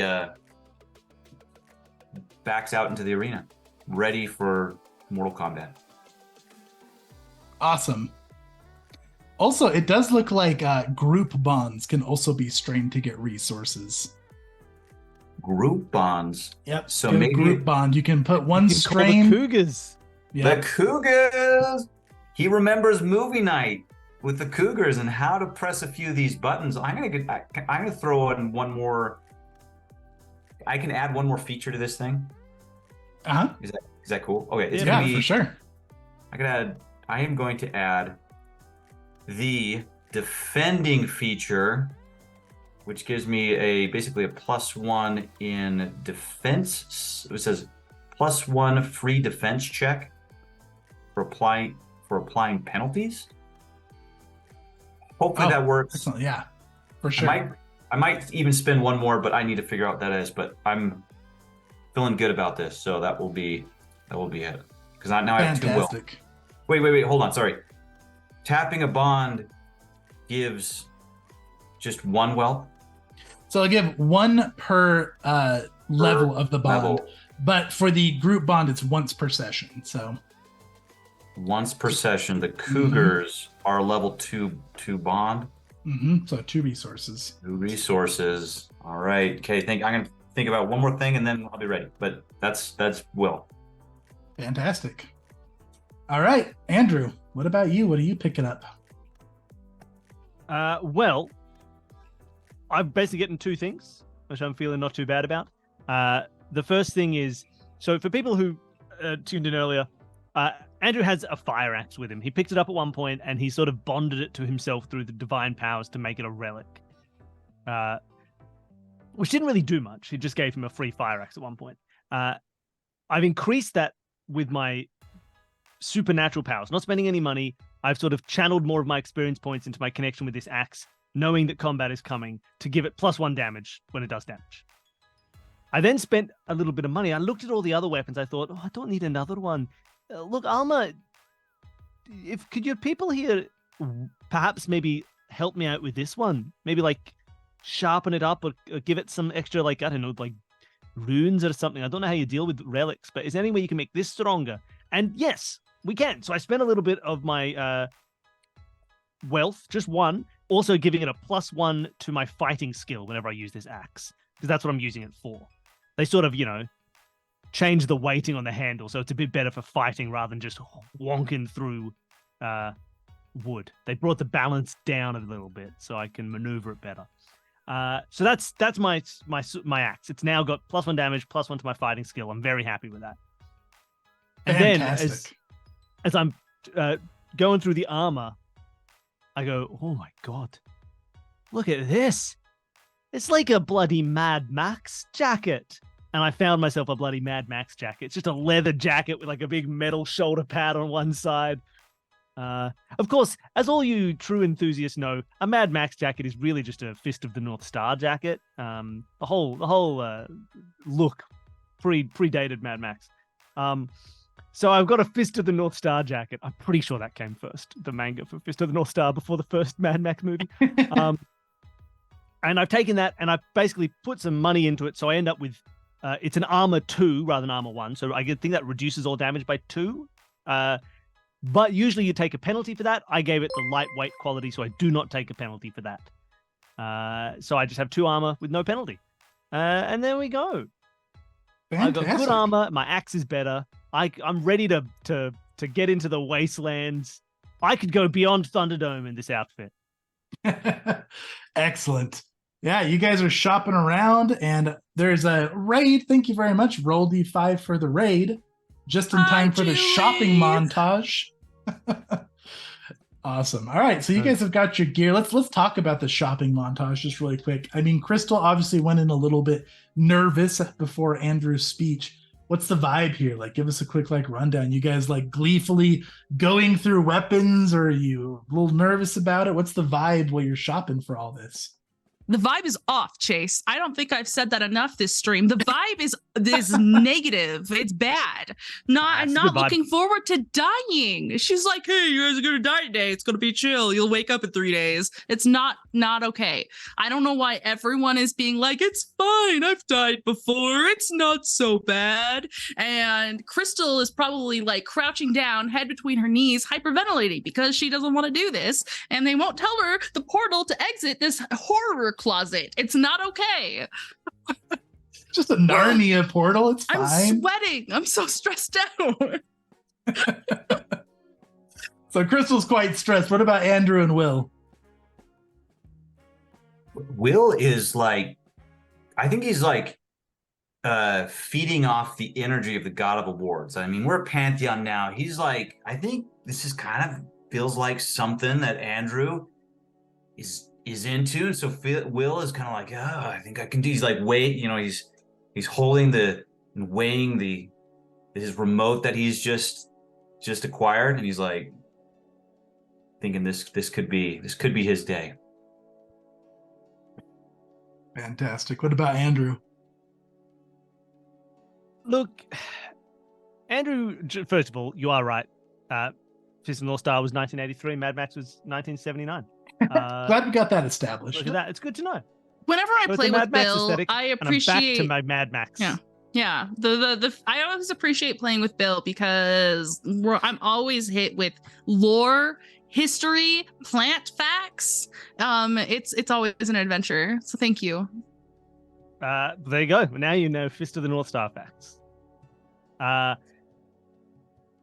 think I just thought Mad Max came out in the mid 80s, but 79. That's pretty crazy. early. That's earlier than I thought it was, the first Mad Max. What were we talking about? My vibe. Yeah, your vibe. Andrew gets a little bit caught up in the stuff here. The stuff's pretty nice, but in the end, he's first of all, he's a little bit excited to be in a fight, just for the competitive aspect of it. He usually looks at these things from afar and doesn't engage with competition because mortals engage in competition, and that would not be fair to be a god in a competition of mortals. This is one of these rare moments where it's I can actually just be in a competition here. We can have it's sport. I can play a sport. This is amazing. So he's a little bit excited. he's worried about the fighting to the death, but he knows. And I think he's not going to do much to comfort Crystal on the basis of this is the whole point. Mm-hmm. Like, maybe Will might reach out to comfort Crystal. Well, I don't know actually if he would, but but like, look, she has to go through this. This is the whole point, right? We're facing death here because look at her. You don't want her doing that when Horatio's out here. You want her doing it now, and it's going to be terrible. This is going to be a very bad experience for all of us. At best, you're going to kill somebody that you know and love, and at worst, you're also going to get killed. It's not going to be fun, but like, we have to do it now so it becomes something that we can deal with, right? This is a safe environment to deal with this pressure. It's not going to be enjoyable, but it's going to help us later on. I understand why we're doing this. So just let her freak out, let her hyperventilate. Perhaps we just need to let her die so that she can come back and have experienced that, you know? It's not fun. It's really terrible, but this is it. This is the time to have terrible things happen. This is the best place. I know there are 11 new people who've just walked into the stands and are watching us, but we cannot show fear in front of them. Or rather, we can. This is where we can show fear. Yes, indeed. A few spectators, people from the task force, perhaps. Just a few. And Crystal, as you exit the shop back into the Coliseum, almost just kind of standing there against the wall as you come through the door. Hey, Crystal. Yeah? I didn't pick you for this. I didn't think you could handle it. I know you can do it. I'm confused. You didn't want me to come here because you didn't think I could handle it? I knew you could handle it, so I picked you for the task force. Oh, well, thanks for the vote of confidence. I feel like there could have been just like a little bit of more of a like an incline in learning. Like, you start by maybe having like some sparring with some like soft gear on, or maybe I could watch a how-to video, but it's fine. Fire. Yeah, we can walk through fire here. Listen, if we were longtime pals and we had time for that, yeah, but unfortunately, we're on a bit of a clock now. We gotta get you ready for it. I don't want you choking up when things get dangerous. It's fine. Let's just get it over with. We'll have our first death, and then we'll just we'll find out what that's like. And if I wake up. She smirks and she's gonna kind of raise up her suit a little bit so you can see her belt, and she's gonna pat a sidearm. I'll put one of these between your eyes as a sign of love, all right? No! Crystal, don't let her intimidate you. You're not going to die today. You're going to kill. You're going to kill 3 different people today. What if they don't wake up? You ever considered that? What if I secretly have some, like, cancel ability, and where I end up canceling them forever? Listen, if you kill them forever, you'd be a whole new unknown class of god. And then we'd have different issues to worry about because we'd have to reassess our entire understanding of cosmology. Don't worry about it. Just fight as hard as you can. Hey, I'm fine. Let's just 7 more people have entered this arena to watch you from the stands. Would people stop watching me fail? It would be best. Thanks for the raid, Bleak Season. All right, let's go. This is going to be the training exercise. I'm going to keep it simple. It's going to be me, Drav, and Francis here versus the 3 of you. Just a 3-on-3 skirmish. Fight to the death or until you want to give up, but don't give up.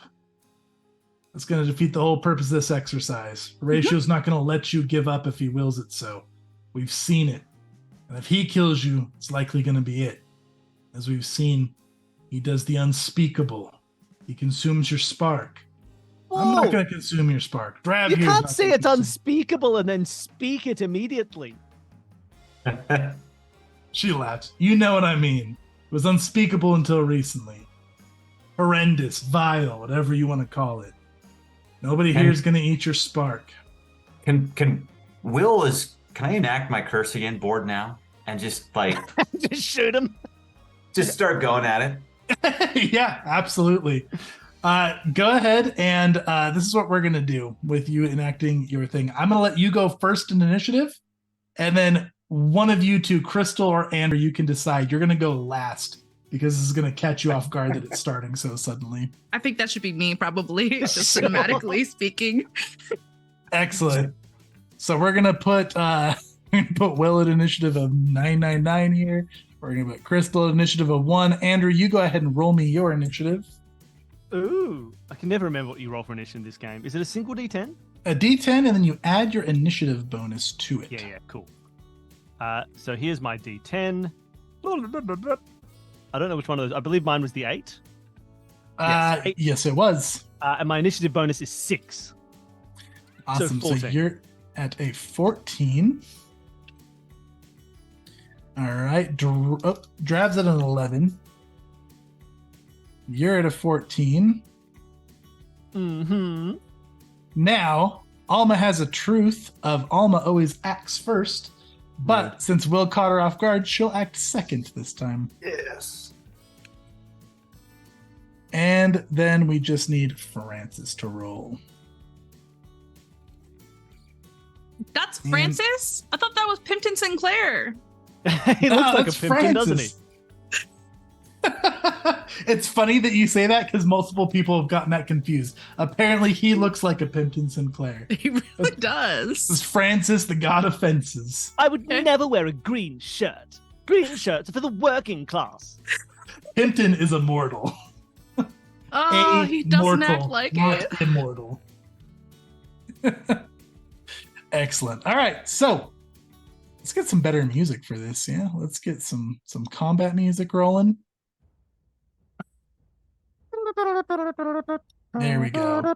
All right, so for the initiative order, we have Will is up first, followed by Alma, followed by Andrew, Drav, Francis, and Crystal is last. So, Will, you're bored. Everybody's having a chat, and you just start this off. Yeah, so what he's doing, he's actually tries to hit the mute button on Alma, but it focuses his godly powers in like a blast of energy at her.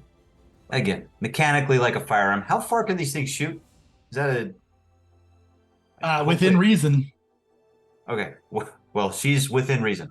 Uh-huh. So he shoots her, and then I imagine I'm going to have to make a roll here. Probably, what do we, like, fight and... I don't know. What? Yeah, so for this, it's going to be, let me pull up my skill I believe the list here. classic thing for ranged combat is perception and marksman together. Yep. That is correct. Perception and marksman. So 4 dice here.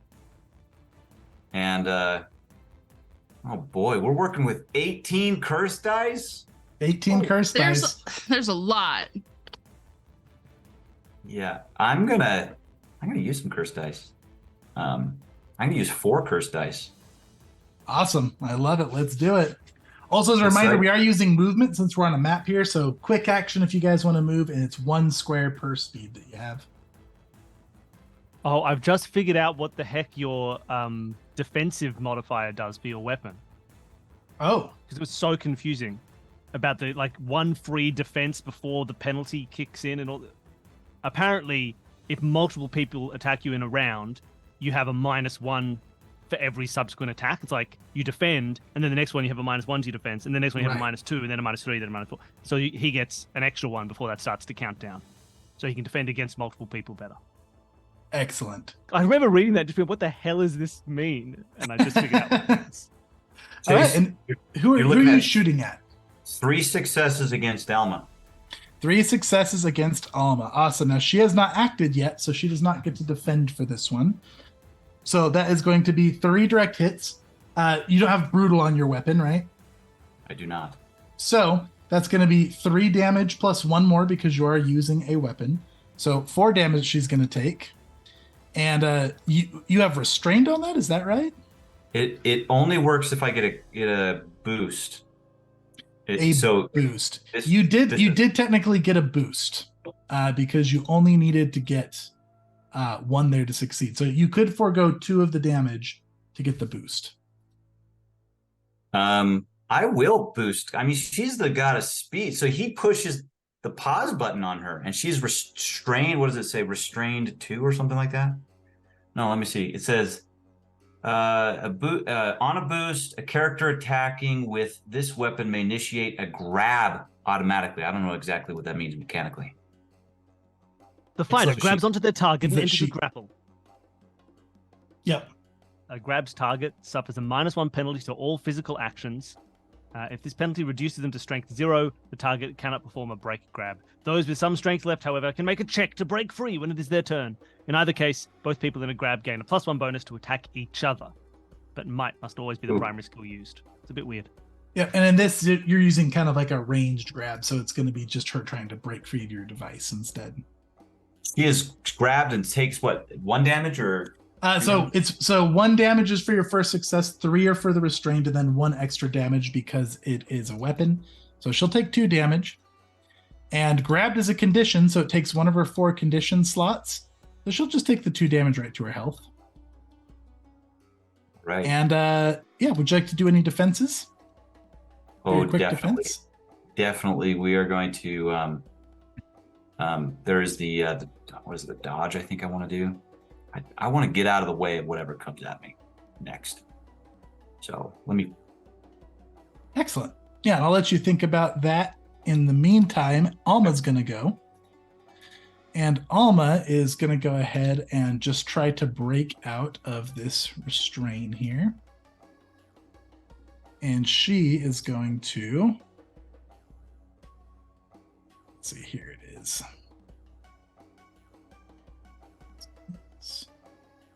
There we go. She's going to roll 5 dice to try to get out of that.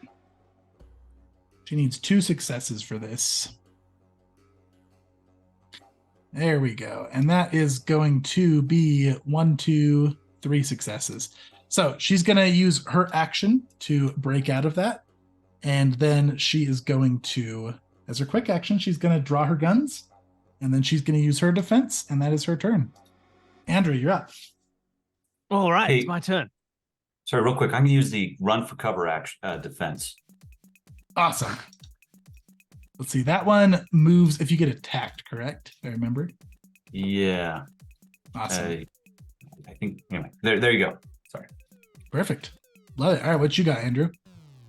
All right, so I usually start my battles the same way that I always do, which is I want to try and get ready for battle by using the classic manifestation of warrior. For ruin, it means I can like take on the strength of a warrior. In the context of me being the god of awards, I can sort of channel the skills of competitive people. Right, we're in a fight here. Chandra's gonna like close his eyes for a second and reach out across the gap of realms to the mortal realm, into the mind of. Just last week, there was a big Pan-American HEMA competition, and I'd like to get like the guy who won the longsword competition, big, strong, smart fighter. I'm going to try and channel his ability to fight with weapons and give it to me and Crystal. Ideally, we'll see how many successes I get, but I'm going to roll a manifestation. So it's ruin and I can never remember which is the other one. Let me just double check. Because there's so many little skills in this game. Ruin plus might. Ruin plus might. Great. So I'm going to roll those. My ruin is 3. My might is 2. So I'm rolling 5 dice. What have we got in terms of bonus dice at the moment? You guys have 7 bonus dice. All right. Well, I'm going to roll. I'm going to take 3 of those, leaving 4 in the pool because I'd like to get us really strong. Okay. So I'm going to roll 8 dice. Love it. Dang. Ooh, Oh, what is that? Good I've roll. got 1, 2, 3, 4, 5 successes. 5 All right. successes. 5 successes on a manifestation. So let's see what I can And remember, do. if you want to spend a fragment, you can get 2 free successes. I'm going to spend a fragment. I'm going to get 2 more successes. So what is that? That is 7 successes. I'm going to make us so freaking good at fighting. Here we go. So, first of all, I'm going to put 1 success into targets, so I can target up to 3. All 3 of us are going to get targeted. You probably won't need it too much, Nathan, for Will, but you're getting it anyway. So 1 success. I've got 6 left. I'm going to have another success to make it last for an entire scene. So I have 5 left. And those 5, I'm going to give us... what is that? I'm looking at the modifier. So generally, 4 successes in modifier gets us 8 extra dice every time we use the fight skill, because it is specific to a skill. And then, what is this? +1 or +2? Oh, I see. It's just even more. So it's 10. So we each have a +10 to our fight for the rest of this fight. Dang! Are you for real? Yeah. Hey, everybody. Crystal? You get a +10 to your fight skill. I don't make the rules. I just take advantage of them. So I look at you. You can feel suddenly you get bigger. You get stronger. But more importantly, your mind focuses. And suddenly, you've been fencing for 17 years. You remember all of the fights that this one award-winning longsword champion has fought. You remember getting knocked down. You remember first realizing that your high school fencing skills didn't translate to real, fully armored HEMA skills, and you relearned. You remember all the Fiore manuals, and you get ready to go in, and you know how to fight. You know how to duck and dodge and dive and dodge and duck. And dive. And dive. +10 to your fight. We're going to kill them all. Amazing. That is amazing. That's my major Fantastic. action. I don't think I need a minor action. Alexa, I'll move a little bit. I'll just move up so that I'm the kind of target that's going to get hit. Love it. All right. That is, and then you have your defense picked. Yeah, sure. It'll be to defend. I don't think I technically need to pick it until someone attacks me. Excellent. All right. It is Drav's turn. And Drav is going to use a manifestation here. And he's going to spend one of his spark fragments to do it. This is actually not a manifestation. This is a puck ability because he is a puck and a god. And he is going to just snap his fingers, and a bunch of a little dark cloud is going to appear above him. And a bunch of little chunks of metal are going to start falling down around him. And it's just going to form this big mech that he's going to hop into. And he's now got like a couple of drill hands on this big mech that looks like it just unnaturally assembled itself. And he's going to whir them, and he's going to kind of look at Crystal and move the drill hands, trying to intimidate her. And then he's going to pick his defense. And that is Drav's turn. Francis is going to use a manifestation. And let's go ahead and roll for his manifestation. All right. He got 4 successes, and he is going to spend a fragment to up that to 6 successes. Andrew, you can feel he's trying to do something to you. His eyes kind of glow, and he gestures at you. If you want to, you can spend a fragment to resist this manifestation. I got one more. Let's do it. Okay, excellent. Yeah, so you can see like the ground starts to rumble, and like little fence posts start sticking up out of the ground. And as you feel that manifestation happening, you quash it down with your own power, and they just pop down into the ground. I turn my axe around, use the blunt side at the back, and I just play a little whack-a-mole with fence posts as they come out of the ground. No! And Francis looks pretty nervous at that, and he's just going to turn and he's going to run behind the mech, and he's going to use his defense. And that is Francis's turn. Crystal, you're up. Okay, Crystal is going to she's scared, right? She has her hands up, she's in a defensive maneuver, but she knows that it is time to act. And she just gets low, and she's gonna run straight at Alma and just do close combat fighting. So her quick will be to move, her standard will be to do close combat fighting, and then her defense will be block. Okay, excellent. And that is it for you. Yeah. And what did you do for your action? Sorry. Oh, close combat Gotcha. fighting? Oh, yeah. Go ahead and make that roll. Close combat attack. Okay, this is fighting plus speed. I had a 4 of fighting originally, which I realized after looking at my sheet. So I was thinking verbal fighting. That's fine. So 4, and then 1 for speed plus 10. Is that correct? So you got 15 dice. I'm just gonna roll a casual 15 Just D10. kill her. Just punch her I right should in the- probably type it. R the clicking doesn't even 15 get that high. D10. Boom. Let's go. I hit a few times. All right, how many successes do you got All there? right, let's count it. It's everything above 7, right? 1, And 10 is 2. 3, 4, 5, 6, 7. It's just 7. Just 7. 7 successes. Just a short little 7 successes. Just. All right, excellent. So you don't have any like boost abilities on your weapons, right? I have 2 brutal. Okay, so brutal increases the damage by 2. So you've got 7 damage. You've got 8 because it's a weapon. You've got 10 because it is brutal too. And then Alma got 3 defenses, which is going to bring it down to 7. And then she has got 2 armor, which is going to bring it down to 5. Oh my So goodness. you're going to go ahead and do 5 damage there. And Alma is going to put some of that into conditions. So It's like she a broke the bam, restrained bam. condition. Yeah, that's a big solid hit. Like she's got some pretty like sturdy Kevlar or something you can feel, but you get her one right in the jaw. And she is going to, let's see here. Nah, she's going to take it straight to health for now. How much health does she have? That's rude. You don't, I don't know how much health I have, to be honest, actually. I got 6 health. Yeah, so if your health level goes to 0, it starts taking from your psych. And if your psych and health are ever at 0, you're dead. Okay. Cool. Good to know. So you give her a big smack, and like if any mortal got hit by that, you would have just like bashed them into paste. But she is a god, she is sturdy, and she spits some blood to the side. Crystal's eyes go wide. She's like, "Are you okay?" Don't worry about it and keep going. And it's beautiful. Movement is how quick or how many spaces? So I have a movement of 6.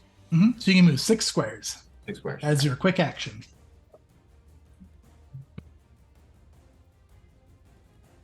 2, 3. I am gonna move. I mean, I'm gonna run over to Francis. I'm feeling just ripped. I'm gonna try tackling Francis. Okay. Oh yeah, you're all juiced up too, huh?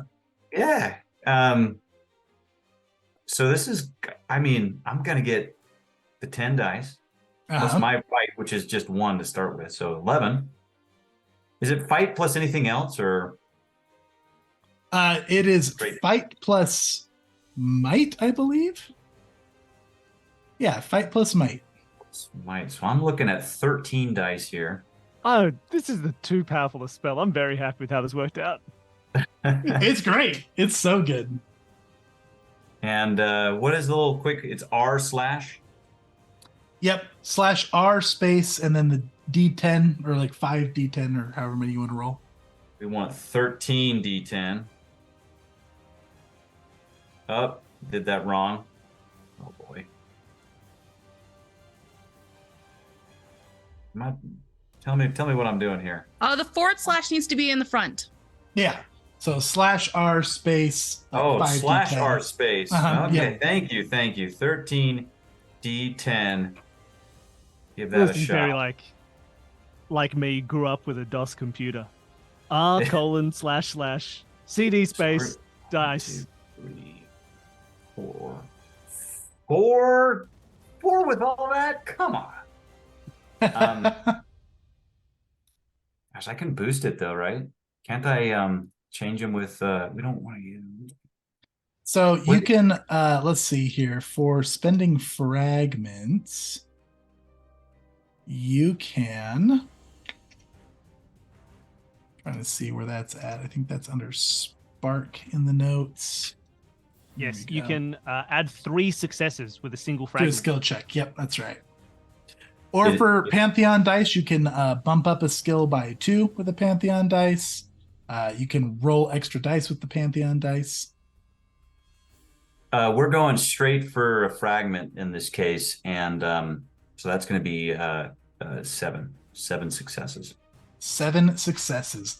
Excellent. So that is going to be just 7 straight successes. And he used run for cover to take cover by an object. So he is actually going to gasp and do a little squeal, and he's going to run between the legs of Drav's mech, and you're going to slam your attack actually right into Drav's neck. And one of the legs is going to break off, and it's going to start wobbling around. Drav's going to say, "Damn it, Francis! Just take the hit." And yeah, so that's going to put half the damage, no, that's going to put all of the damage there to the mech instead. Which the mech has an armor of 3, so that was 4 damage to the mech. Never trust the god of fences not to use you as a fence. All right, and anything else for you? Yes. I'm going to take it, defensive posture of some kind, which I will determine upon attack. I can do that, right? Technically, you decide it beforehand, but go ahead and think about it, and we'll go to Alma's in the meantime. Okay. I will think about it. I'll let you know. Alma looks pretty panicked at the slugging that Crystal just gave her. All right, crew, we got to make sure they don't hit us. And she is going to beckon her own manifestation here. Rude. And she is going to activate a truth, and she's going to add 2 free successes to this. So that is going to give her 1, 2, 3, 4, 5, 6, 7, 8, 9 successes.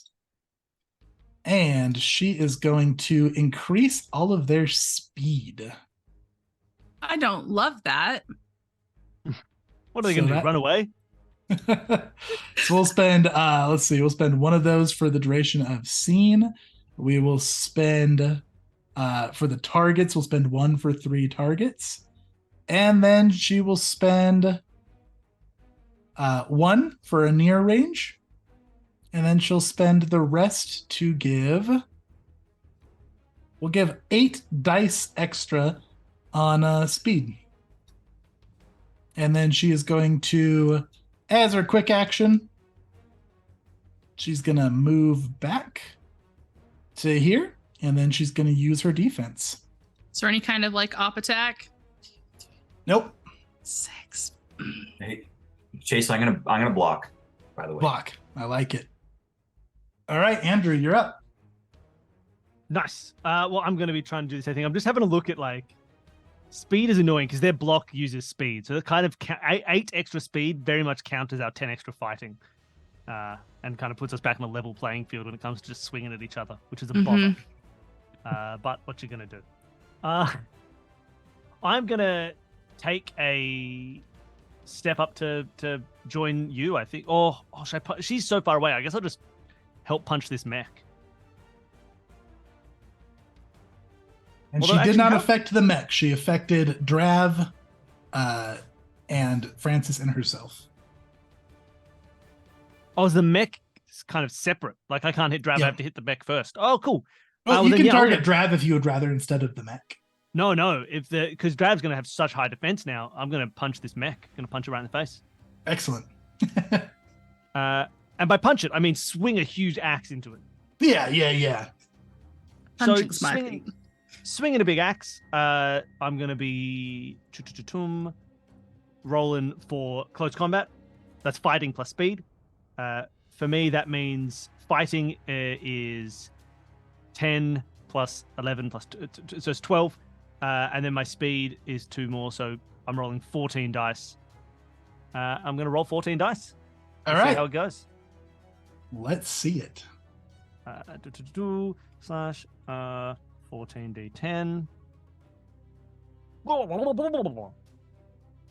That is 1, 2, 3, 4, 5, 6, 7, 8, 9, 10, 11 successes. Oh my god, what a good roll. I would like 11 successes, please. Plus, in terms of like it being a damage roll, that becomes like 12 because it's a weapon, 13 because it's a +1 damage weapon. So I'm rolling with 13 damage that he has to try and deal with. Yeah, you're overkilling that by 6, which is going to give you 2 boosts. So you can either use those boosts for any abilities that you have, or you can add 2 Pantheon dice to the pool. And why don't you tell us, this thing's hobbling on one leg. It looks like it's starting, like little claws are starting to build another leg for it. But just tell us how you just destroy this thing.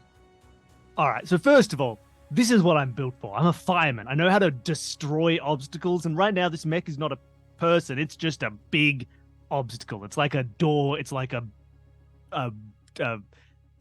girder that's fallen in front of something that has to be moved. I'm ready to just demolish it, and demolish it I do. Rip through it. I don't know what to do with my 2 boosts. I'm looking if there's anything crazy. Oh! Can I cheat? I don't know if this is so hard to justify. One of the boost options is area of effect. The action affects the entire area around the target to a lesser degree. If the character was dealing damage, divide the damage amongst multiple targets. So can I allow that extra damage? Because they said there was 6 extra. Can I, as a boost, get the area of effect, which allows me to push that damage through and hit maybe Francis? Like, instead, I could either, makes more sense to cut through the mech into Drav, but could I knock a piece off the mech, fly it straight into Francis's face? Yeah, so it'd be 1 damage per boost. I'll let you split 2 damage as you please between Drav or Francis. I'll just throw them both onto Francis. It's just like sprint up, big swing, axe catches into the metal of the mech, rips it out and flings it onwards, smashes it straight into Francis's face. Excellent. Yeah, his lip is all bloody from some debris. He crouches down. I yield, friends. All right, we can just stop this already. Francis, this is training. You gotta fight to the death. It's not just for us. It's for you too. I don't know about this. I really don't know about this. I didn't know this is what I was signing up for. Alma's just shaking her head in disgust very quickly because she's moving crazy fast now. Anything else for you, Andrew? I think that's it. I've moved forward. I've taken my action. I think I'm chill. Okay, go ahead and pick your defense, and Drav is up. All right, so Drav is now on a heaping pile that was his mech. And Drav is going to go ahead and he's going to hold his turn. And we're going to go to Francis. And Francis is going to move over to here. Nope, he's not that fast. He's going to move to here. And then he is going to use a manifestation. Rude. Oh no, 1 success. 1 success, and then he is going to spend a fragment to up that by 2 successes. And he is just going to put a little wall of iron fences around himself here. Sure. Whatever. And that is his turn. Crystal, you're up. Almost shouting at Francis, that's not going to help anybody. We're working as a team. So true. Now, I only have a move of 6, so I can't reach Alma. I almost can, but it's pretty far. Are we going to kill Drav? Is that the vibe check that I got? Maybe a little easier for you anyway, being he's a goblin, you know? I mean... Yeah. I'm definitely going to come to here, slide behind him, and just deck him right in the back of the head.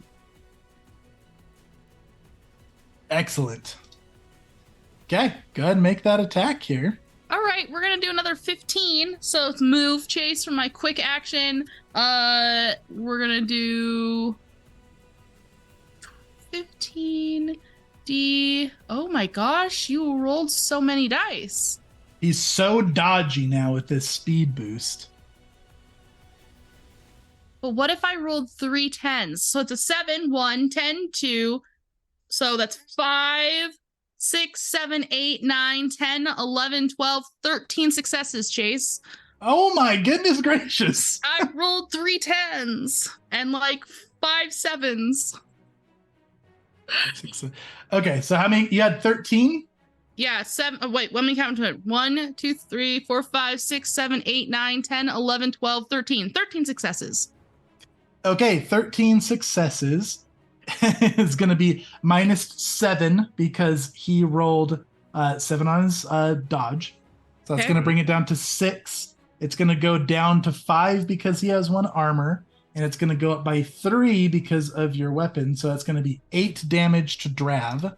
Far out. We're just crushing these freaks. Which Drav has to take. He's going to take 3 of those to health.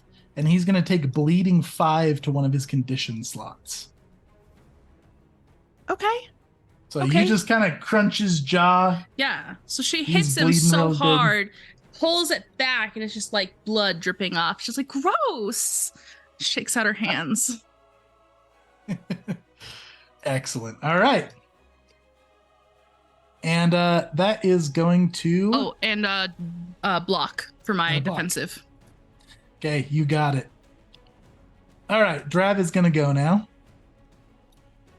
Drav is going to... You need to move him down to there. All right, Drav is looking a little worried. He's going to retreat over this way just a little bit. Man. And then he is going to use a manifestation. And this one he is using on Crystal. So, Crystal, Please. you feel a manifestation. I'll let you see how many successes he gets here. Please no. Ooh, that was a pretty good roll. nasty roll. Chase. That's going to be 1, 2, 3, 4, 5, 6. This is going to be 6 successes. Do you want to resist this manifestation that he's putting on you? Definitely. I don't want to be manifested You're a on. temporary character. Just see what happens. Oh, Crystal's a temporary character, Chase. Let's see what You're happens. the guest. Why don't you just die already? All right. Are you letting it happen? Or are you spending No, one? I'm not. Not Bill's not convincing me to Okay. nuke my character, please. Fantastic. So It's you about should have had 3 entertainment. fragments, by the way, Crystal. That was your first one, I think. Yeah, I don't even know what this is. This has never happened to me before. Yeah, fragments, you can use them to add successes to things or anything like that. But yeah, so you see him look at you, his eyes glow red for a minute. You start seeing like drawn out thoughts and plans. Like as you're thinking about your plan, it starts writing out in front of you. But you're able to spend a portion of your divine power and shake whatever he's doing to you. That is his turn. Will, you're up. Right. Who's kind of like Alma got kind of a little beat down. Is she like looking the slowest here? Drav is looking the worst. Rab is looking the worst. Okay, and this is what I'm gonna do. I am going to do a manifestation myself, Okay. and I want to pull out my remote control. And I'm going, well, gosh, I'm gonna point it at Alma.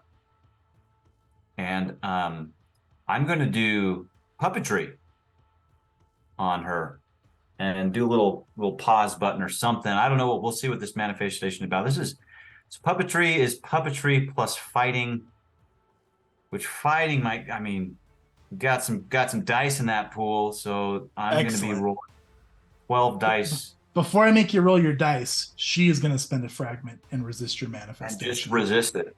Yep. I'll take that. I mean, that's weakening her regardless. So, and then I'll use the block defense. Fantastic. All right. Alma is up, and Alma is going to use a manifestation herself, and she is going to roll for it. And this one's targeting you, Andrew. Do you have any fragments left to resist this? No.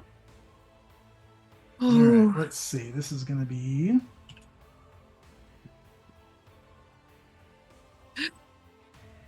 Oh no! All right, 1, 2, 3, 4, 5, 6, 7, 8. Man, I'm rolling pretty good here. All right, she is going to use those. Mate, And can I mention something? yeah, for sure. I think even without a spark, without a thingy, I can still make a manifestation check. Oh, yeah. Please do. How does that If work? a god targets another god, or any target with a spark, with a manifestation, the target can resist. The resistance check is equal to fortitude for physical effects, or discipline, plus their levels in the manifestation skill being used against them, plus their spark. Fantastic. So, if it's mental, I have to use discipline. If it's physical, I have to use fortitude. Awesome. This is physical, so go ahead and use fortitude. Plus, what is the manifestation skill? The manifestation skill here is, let's see, this one is I mean, puppetry. Puppetry, I've got a 0, so it's just my fortitude, which is 1, plus my spark, which is 1, right? So yep. I'm rolling 2 dice. And actually, she has enough successes left over to do this to all 3 of you. So, no, that's crazy. Crystal and Will, do you guys want to spend a fragment or roll? I guess you can roll first to see if you succeed before you spend the fragment. I can roll? What am I rolling? Fortitude plus puppetry plus 1. Yep. Fortitude is 2. Puppetry is 2 plus 1. Okay, let's roll some 5 d10s. I got no successes on my resistance. Why didn't You that got type? 1,000. Nathan, amazing. You got 4 there's- successes on 4 dice. And how many do you need to resist it? I have no idea, man. I'm not there yet. Hold on. I'm guessing 1 success negates 1 success. Probably, yeah. Cool. Yeah, for each success, removes a success from the attacker, similar to other defense checks. Okay, interesting. So she's targeting 3, and then so your resistances, I guess, will probably stack up on how she can divide this amongst you guys, which is interesting. So Will got 4. How many did Crystal get? Dose. Got dose. All right, and then she will spend a fragment to increase that by 2. And we'll just put this all on Andrew. Andrew, your speed is going to be reduced to 0. She just sucks all the speed out of you. So, and this is this is your movement. So you cannot my move. movement. All right. Like, yeah. So, I mean, you can still do things, but you can't like walk anywhere. You can't move that square. Does my Can't leave that speed square. skill also drop down to 0? Nope. All Just right, your movement. I can't move anymore. Yep. Anytime you try to like walk, you feel like you're going in slow motion. I've been slowed down. And then she's going to move up to Drav here, and she's going to do her defense, and that's her go. Andrew, you're up. All right. Well, I can't move anywhere, so I guess if only I got the thing where my axe can return to my hand through magical means, but I don't have that. So I don't know if I can do anything. How long does that effect last? For the scene. For the scene. So I'm stuck. This is fun. So I had a plan this turn that was going to annoy everybody, which was I was fully prepared to be like, we're doing very, very well. So I was going to cancel my manifestation and remove the +10 fighting from everybody because we're not because there are no stakes here. We're trying to get better. And I was like, I'm undercutting our ability to train by making this too easy. But having me locked in place, I'm like, all right, no, this is still a thing. This is still a thing. We're not going to win. So I'm going to keep the 10. So really, Chase, you've made us more powerful. Because I was legitimately planning I was going to cut off all of our +10 fighting just to even out the field. The training is working. But now it's like, okay, no, we need the 10 because they've got other things up their sleeve. So this is okay. So instead, I can't do anything physical because people are too far away. I could throw the axe, but maybe I could throw the axe. I don't really have any marksman skill though. Because throwing an axe, annoyingly, I don't think uses fighting. I'm not sure. Range attacks is marksman plus perception. Yeah, exactly. I think for thrown, though, I think it's marksman plus might. It's marksman athletics. There we go. Either way, it doesn't use the fighting skill that is helpful. So I'm not going to bother with that. So maybe I'll just try and do another fun little manifest and try and use my ruin again to literally use the thing I've never used before, which is blast, which is a little bit better than throwing the thing because I don't have much skill in stuff. Actually, maybe it's about the same. Athletics 3, marksman 0, or ruin 3, marksman 0. But at least this way I keep my axe. So I'll roll. I'll just try and man, I got no idea. I had a plan, and the inability to move really messes with your capacity. You to make could decisions. blink. I don't have any travel. I've got some aegis. You can maybe it's protect journey stuff. plus speed, I think, right? Yeah, I just don't have any. I might try and use some protection stuff. Cool. Like I did you before, can set up hold a your turn protection as well if you need to see what else happens. Oh wait, purge. What does purge mean? Can I purge this ability? My lack of speed? I have no idea if that would make any sense. Yeah, as long as you can relate it to your dominion. Purge is just you extract something unwanted, and this is a manifestation. I suppose they're great. I'm going to try and do a purge. So, Andrew, here's how I make it to my manifestation, and I would like a bonus for this. I would like you to give me a big old bonus for this. I am going to purge. If I purged her ability to attack me, that doesn't have anything to do with my own field of expertise. It's just like winning. It's not about winning. It's about competition and awards. I would like to level the playing field, is how I'm going to put this, Thad. I'm just making. So I'm going to purge my lack of speed, but I'm also purging my additional fighting skill, because that would be unfair if I'd only I'm just like, okay, we had a fight, we've reached a standstill, we're getting up, we're starting again, right? I'm strong, you stop me, that's a tie. The ref calls it, he stands us up, we get back for another round. That's how competition works. We hit a standstill. Don't worry, let's start again. I'm resetting the playing field here, so I'm going to purge everything. Excellent. This check. I love it. I want to make you roll for it. That's awesome. Yeah, great, good. I like it when I don't have to roll dice. I just, boom, everything's gone. I'm back. I can move, but also I'm weak. Fantastic. Yeah, you guys feel that strength that you just had sap out of you, but Andrew's wait able a minute. to move Wait a again. minute. No. Out of me, not out of them. They're fine. Oh, out of you. Okay, so you're breaking yours and your speed. I'm putting myself back. She counted it. Was like, good call. I'm back on stage one. Those guys are still strong as shit. Excellent. I love it. Okay. Yeah, your speed is back. Your might is gone.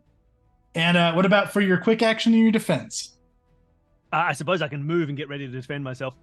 I'm going to try and move up now. Bloop, bloop, bloop. Bloop. Fantastic. Not going to stop you from engaging her. I like it. Yeah. And then I'm just getting ready, defending. All right. Francis is going to... Turtle.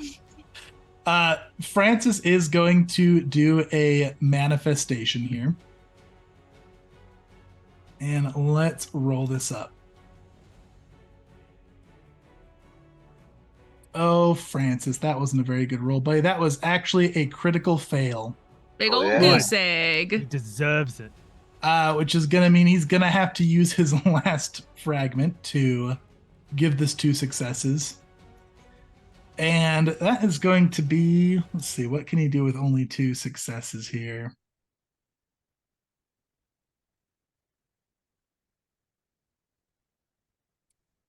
Just die. All right. He's going to do, so that he's going to blast this whole, this side of the fences outwards, the south wall of the fences. It's going to do 1 damage to Drav, to Crystal, and to Will.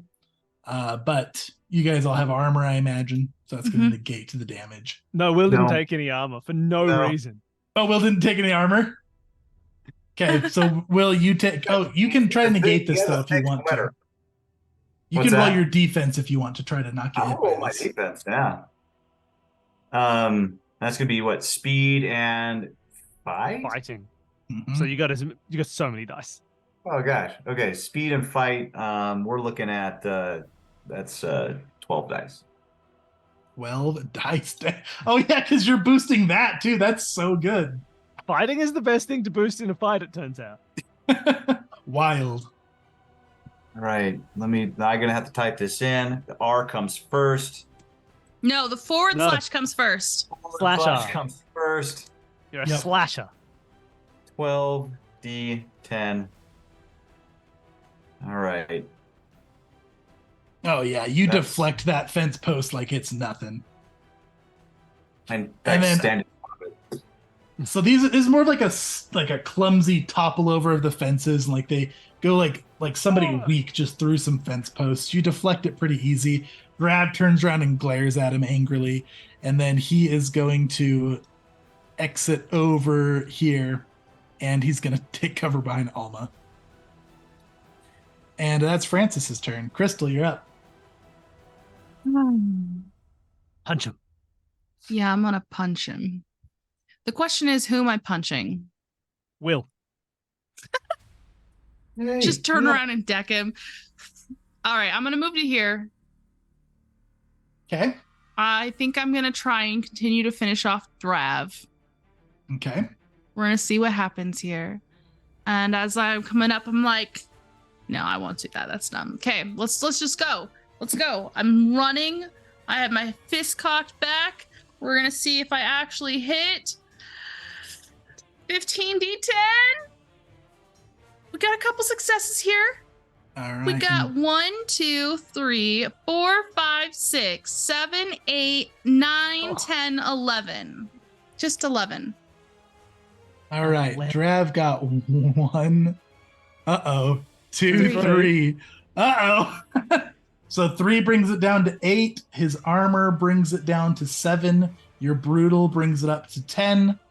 So that is 10 damage. How do you do it? I can't believe you killed Drav. That's so mean. Okay. So We can were I just access? joking about to the death. It was like, whoa, Crystal, we were That's kidding. actually hilarious. So she's coming, she's running, and I think she like jumps up to bring her fist down with like all of her weight and just splatters him.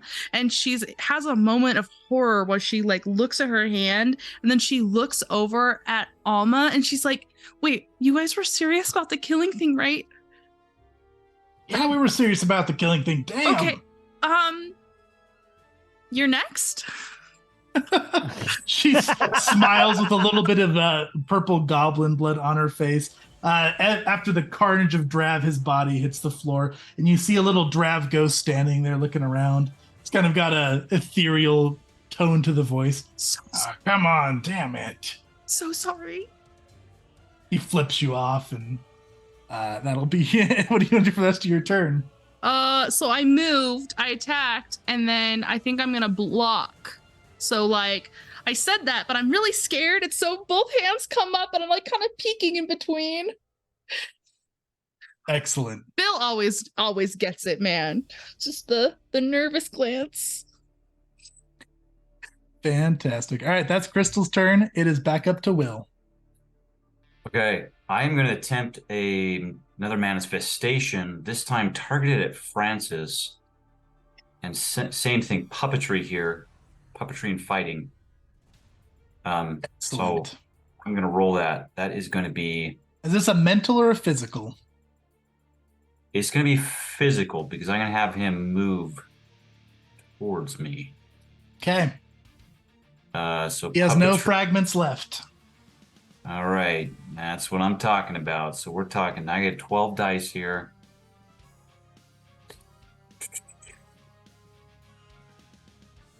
All right, and we decided the R is after. Slasher. Well, D10. You got to remember the joke. Slasher, I hardly knew her. Let's see. So we've got 1, 2, 3, 4, 5, 6, 7. So 7, and then his resistance is going to drop it down to 4. Unless, gosh, don't we have some in the pool too? Like, might as well. Yeah. Got Roll 8 Pantheon more dice, dice. 14 curse dice. So I can Roll 14 curse dice. I What's could the use worst all. that's going to happen? I mean, I could use them. I'm not going to use all 14. I actually can't use the curse dice to change results, right? You have to. That has to be a. You just roll them. Yep. Just roll them, and they have an adverse side effect. We're gonna roll. 14. Roll them. Roll 14. I mean, this is Francis, right? We're 14. talking about. Yes! Yep. Crush it with 14 curse dice. And the curse is that you have to look at Francis. 14. Why are you doing this? Slash R 14d10.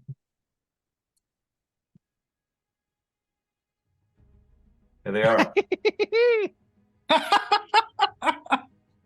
Adding One, another 1, 2, 3, 4, 5 5. dice. All right, so you're up to 9. You're at 7, down to 4, up to 9. This is probably. So this is what. Go ahead. You took Francis as a bond, right? Yeah. So your curse effect is going to be he takes this personal. He is offended. He's going to take a strain as well. Strain on my bond. I can do that. Yeah, That's going to be you're gonna kill him. hard. That strains any friendship. This is what I was thinking of doing. He started right by me, so I'm actually gonna on my remote control. I'm gonna hit the rewind button and just put my fist out as he rewinds himself back to the spot that I was, and I just want him to slam into my Will's fist. I love that. So we Excellent. need let's divvy this up with the effects here. Manifestation. What is it? Manifestation measures? Yeah. So you're only doing one target. You're doing it at a range. So that's just one of your 9. So you can put 8 into damage if you want to just do 8 straight damage with this and bring him to you. That's what it is. He just starts going backwards, replaying his like everything he did, and then just slams right into my waiting fist. Excellent. That's going to be 8. When you slam into Francis, it feels like you don't see any armor on him, but it feels like he's made of metal. His truth is he has bones of iron fence posts. So that's 1 natural armor to him, which is going to be 7 damage, which is going to be enough to say, how do you kill Francis?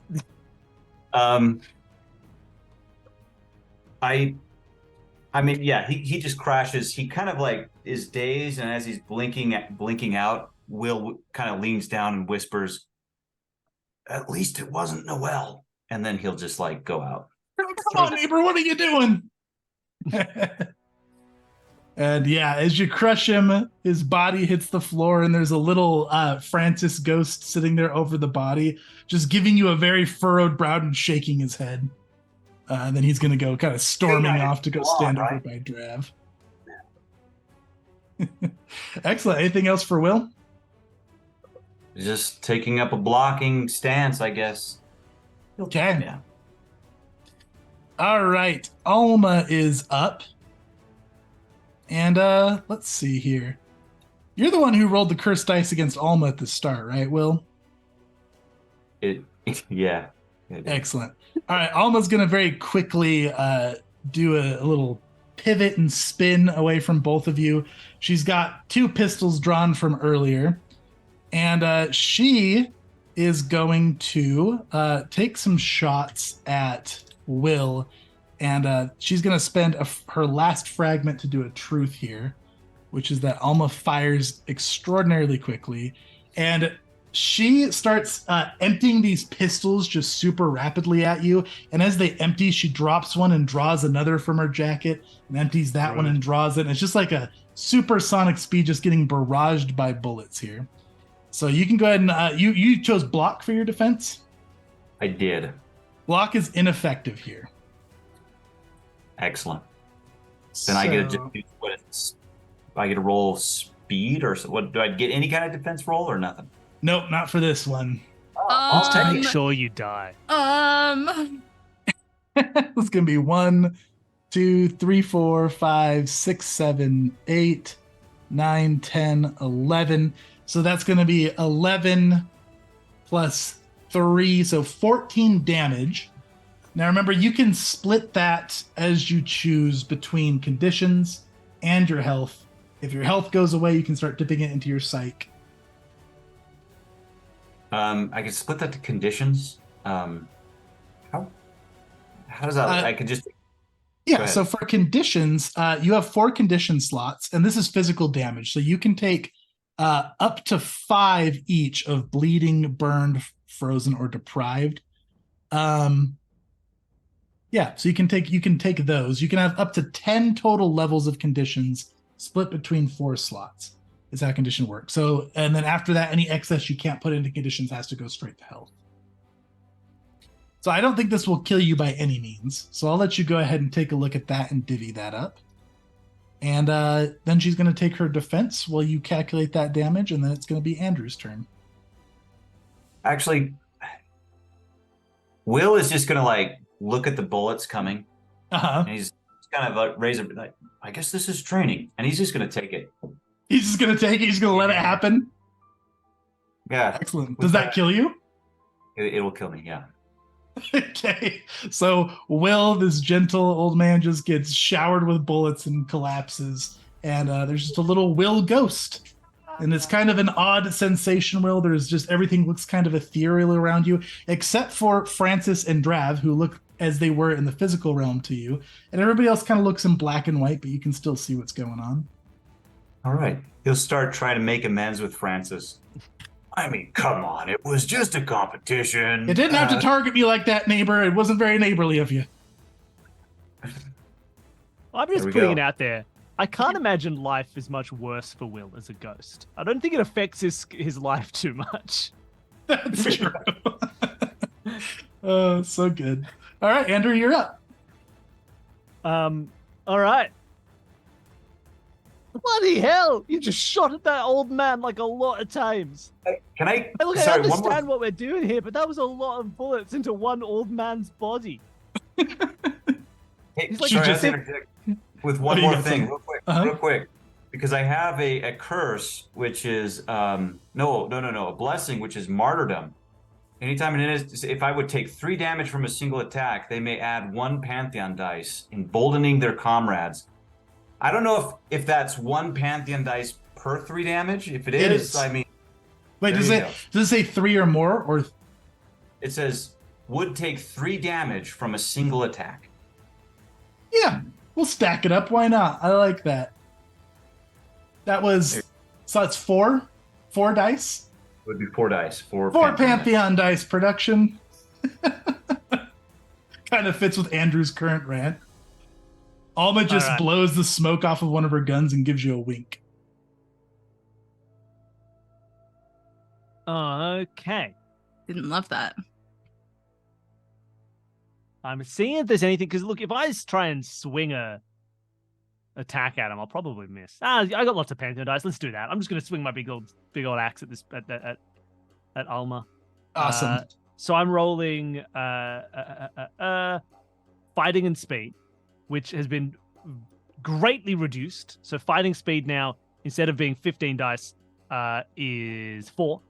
Yeah. So I've got 4 dice. Let's use some Pantheon dice. We must have a bunch piling up. Got 12 of them. All right. Well, why don't I add 8 of them? Is that all right if I steal 8 of these? Go for it. So I roll 12 dice. Take Yeah. 12. I Why don't you rolled just take terrible, 12? so Take 12 of them. Come on. No, we'll keep 4 on hand. I'm rolling 12 d10. okay. Oh, I see a couple of zeros in there. Woo! There are 1, 2, 3, 4. Those zeros were the only successes. Only 4 successes. Oh 8 dice, man! yes. All right, 8 dice used. Yeah, she's gonna completely dodge that. Rude. Yeah, well, that's all. Okay. Choosing your defense, and Crystal, you're up. Okay. Crystal is a little shook by what just happened there. I think that I'm going to try and use a manifestation chase. I've never used one before, so I'm going to need your help here. Very exciting. Let's do it. I would like to use puppetry to transfer. And she's going to say, this is essentially the effect that I want to do. She's going to say, if the customer is always right, then I'm the customer. And I say this fight is over. And I'm going to try and get her to concede. All right. Go ahead Does that roll fit transfer? You are not actually the customer in this scenario, but the logic track. So I'm going to give you a -1 to it. Okay, that's fine. But otherwise, I'll allow it. Okay. All right. Let's see here. What do I roll? Just my. So for puppetry, let's see. You're trying it's to going to be puppetry plus tech, right? Yep. Yeah, puppetry plus tech, and then just -1 from that. All right. So I had 5. That'll bring me to 4. Wow, she's actually got a not so good resistance to this. All right. Okay. She's out of fragments, but she's gonna roll a resistance and roll really good. Chase, Sadly, you absolute monster! On 4 dice, you got 5 successes. Yeah. And I'm about to roll 4 dice. I don't think I You'll can get 6 successes. Okay, here we go. Let's find out. There's still 4 Pantheon dice. Roll 8. Did I roll 8? Yeah, All right, roll 8. here we go. Chase, I'm going to roll 8. I would love to see you roll 8 dice here. I don't think I succeed. One, All right, on two, 8 1, dice. 2, 3, 4. I only got 4. You got 4. She got 5. So if you want to, you can spend a fragment to get 2 more. And that would give you 1 success. Let's go. Yeah. You're a temporary character. Use all your fragments. I'm a temporary character. I'm going to use all my fragments. Okay. Excellent. Yeah. What are you putting that into? What do you mean? So you got 1 success. So now you've got the manifestation charts here in the manifest measures. So Okay. let's see. You're trying to get her to concede. So duration will be instant because you can't afford the whole scene. Mm-hmm. Let's see. No damage happening. So it's just a here. damage, essentially. It's not a damage. Oh, there's You're targets. not. Are you next to her right now? No, I'm not. Would you like to move up to her so you can do it as touch? Yes, I would. Yeah. Surely the only measure in contest is magnitude. Yeah, how probably. much this works, right? Yeah. Okay. Well, my 1 success is going to go to a slight change. Excellent. Okay. So you move up and you're like what, putting an arm on her shoulder and saying that? Yes. Okay. It looks like she's considering it, though she doesn't say that she's conceded. So I'm gonna have her skip her next turn. Cool. And we'll go to Andrew. Isn't Andrew gone? Head on. Oh no, Okay. Andrew's here. Yeah. Sorry, got the character. Will is a confused. ghost. Yeah, I'm just swinging again, I think. I can't Okay. really do much. So I'm She didn't just take a gonna- turn, so she's not ready to dodge this time. Great. I will swing a sword. Again, I'm only rolling 4 dice. D10s, kapow. That's 1 success. 1 success. Do you have brutal or anything on the damage? Yeah, so there? that'd be 3 damage. 3 damage. Okay. She has to take that to condition, so she's going to take that to bleeding. Bleeding 3. And pick your defense, and it's Crystal's turn. She seems to snap out of your manifestation when Andrew cuts into her. That's fine. Punch her in the face. I really didn't want to do this. Hit her! And I'm Hit her, gonna Crystal! hit her. I'm gonna hit her. Throw a clean 1-2. Yeah, a clean 1-2 indeed. All right. You're still juiced up from Warrior, so 15 D10. Yeah. I tried not to kill her. Thrash her. I tried. Oh, what happened there? Okay. 1, 2, 3, 4, 5. Only 5. only 5. Okay. Oh, plus 3 for my weapon. Plus 8. Let's see here. Would I consider this person a Karen because she's pushing me to do things I don't want to do? Because my truth is, Crystal will never let the Karens and the Kevins of the world win. Yeah, that means it's a 1-hit kill. I'll let you. I'll add 1 damage to it. I think Okay. she's kind of a Karen right now. So we'll put that to 9 damage, which is going to go to all the way up to bleeding 5, and then she'll go to. Just gonna put it into one of the other conditions. That is gonna be, where did my conditions go? Yeah, it's gonna be deprived. No, we'll go She's burn. deprived of her freaking life. I don't think any of these will actually apply, so I think she's gonna take the rest to her health and start digging into her psyche. So you give her like a nice crunch. She wasn't ready for that one. She's looking kind of dazed. And you gotta choose your defense. Yes, I am going to choose dodge because I saw all of that nonsense that happened and I don't want it happening again. To me. Okay. Excellent. It goes to her turn. And she's looking kind of dazed. She takes a step back with her guns. And she's gonna look at you both. Listen, I'm all tapped out.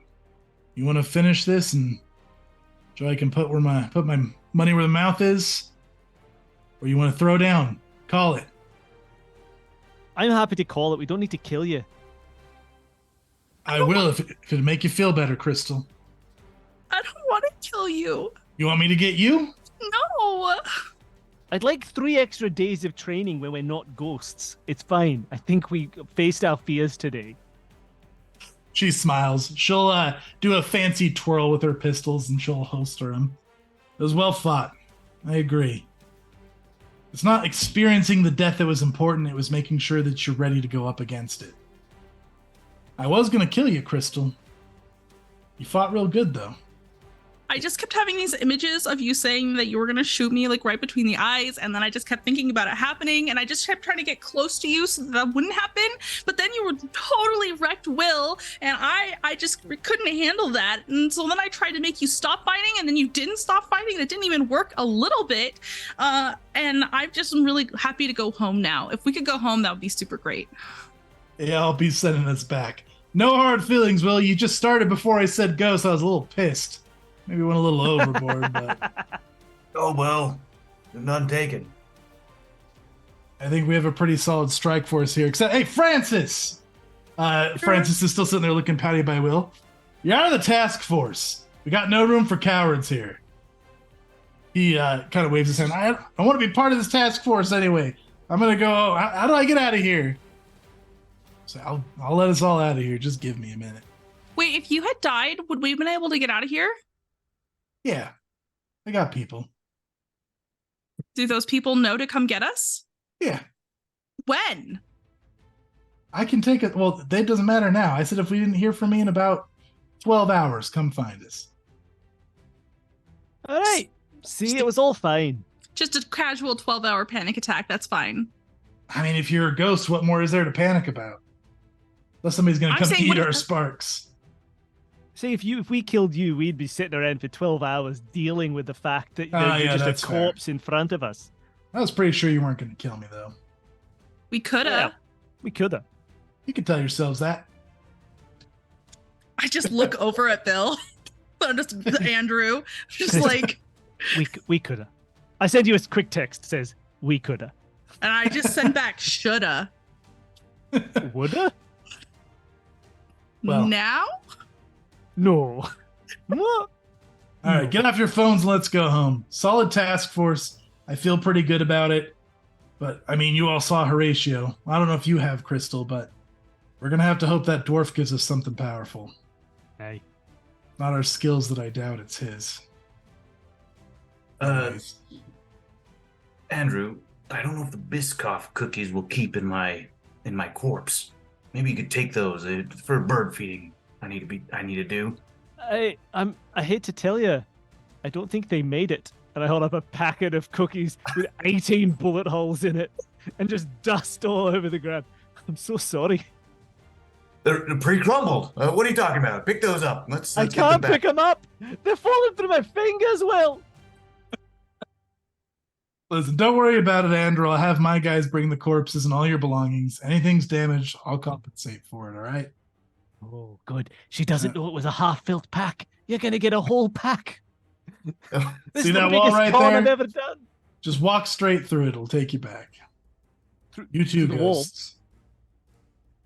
Yeah, she'll lead you just to like a wall down to the south. She walks straight through it. You guys pop through, back into the house, out of the closet. All right, I'll make sure that Noel gets caught up to speed on the training as well. In the meantime, keep me up to date on what that dwarf's doing. Hey. Help your friend through his ghostly time. Well, I think he'll be fine. I think so as well. Yeah. I'll be in touch. Take care of your personal affairs in the meantime. All right. Thanks for humoring my training exercise. And it wasn't easy for you, Crystal. Do you feel braver? No, I think that now I'm going to be like paranoid and constantly looking at everyone around me like they're going to attack me at any given moment. And I'm not going to that's assassinate you as a training exercise. Well, I mean, I really wouldn't put it past you. That could be kind of a good one, though. Shit. I don't like this. No assassinations. That's the new rule. All right, that took longer than it should have already. I've got things to attend to. And like just in the blink of an eye, she's gone. You guys are left alone in this house with a near expired milk and the ghost of Will. And we'll go ahead expired Will. An expired Will and a nearly expired milk. And we'll call that a session. Excellent. Thank you so much, everybody. Super fun tonight. Chat, thank you for hanging out. Thank you for the raids. Much love to you. And we're going to be back next week with Tori back. Potentially a guest. We're sorting out the details. We'll let you guys know. But it's going to be more Part-Time Gods fun and adventure. Before we head off for the night, let's talk about the awesome people we had playing one more time. Start with you, Nathan. Tell us a little bit about yourself, where you can be found. Yeah, Nathan, making mobile apps, knightsofbastille.com. You can find some cool generators. Thanks for letting me play tonight. Yes, indeed. Pleasure as always. Check out Knights of Bastille. It's got some handy-dandy apps for your tabletop role-playing games. And Bill, tell us a little bit about yourself, where you can be found. Hey, I'm Bill. If you go to consumethismedia.com, you'll get all of our podcasts and shows and Twitch streams and all that other fun stuff. You go to our Twitch channel, watch the recent VOD of us doing a bunch of Sporkle quizzes and daily games and things like that. If you like a bit of fun, dumb trivia. Sounds like a delight. Bill's got great content as always. Thanks, Bill. Em and myself, as well as Katie in the background, are part of the Level 1 Geek team. Em, do you have anything you want to talk about? Any announcements? Next week on Thursday, I am going to be over on Couch Soup here on Twitch. They're a new Twitch channel and they would love some support. If you feel like going and giving them some love, I'm playing Quest, which is a rules light RPG, and it's been a really good time. We're doing episode 3 next week. Fun stuff. It's a good series, a fun channel. Check them out. Make sure you follow. And nothing else from me here. Big thanks to Katie behind the scenes tonight. So I think that's all we got. We'll see you guys next week. In the meantime, go take a long rest. Do not fight to the death as a training exercise, as we are not gods, most likely. And we'll catch you guys next time. Have a good night, everybody. Bye.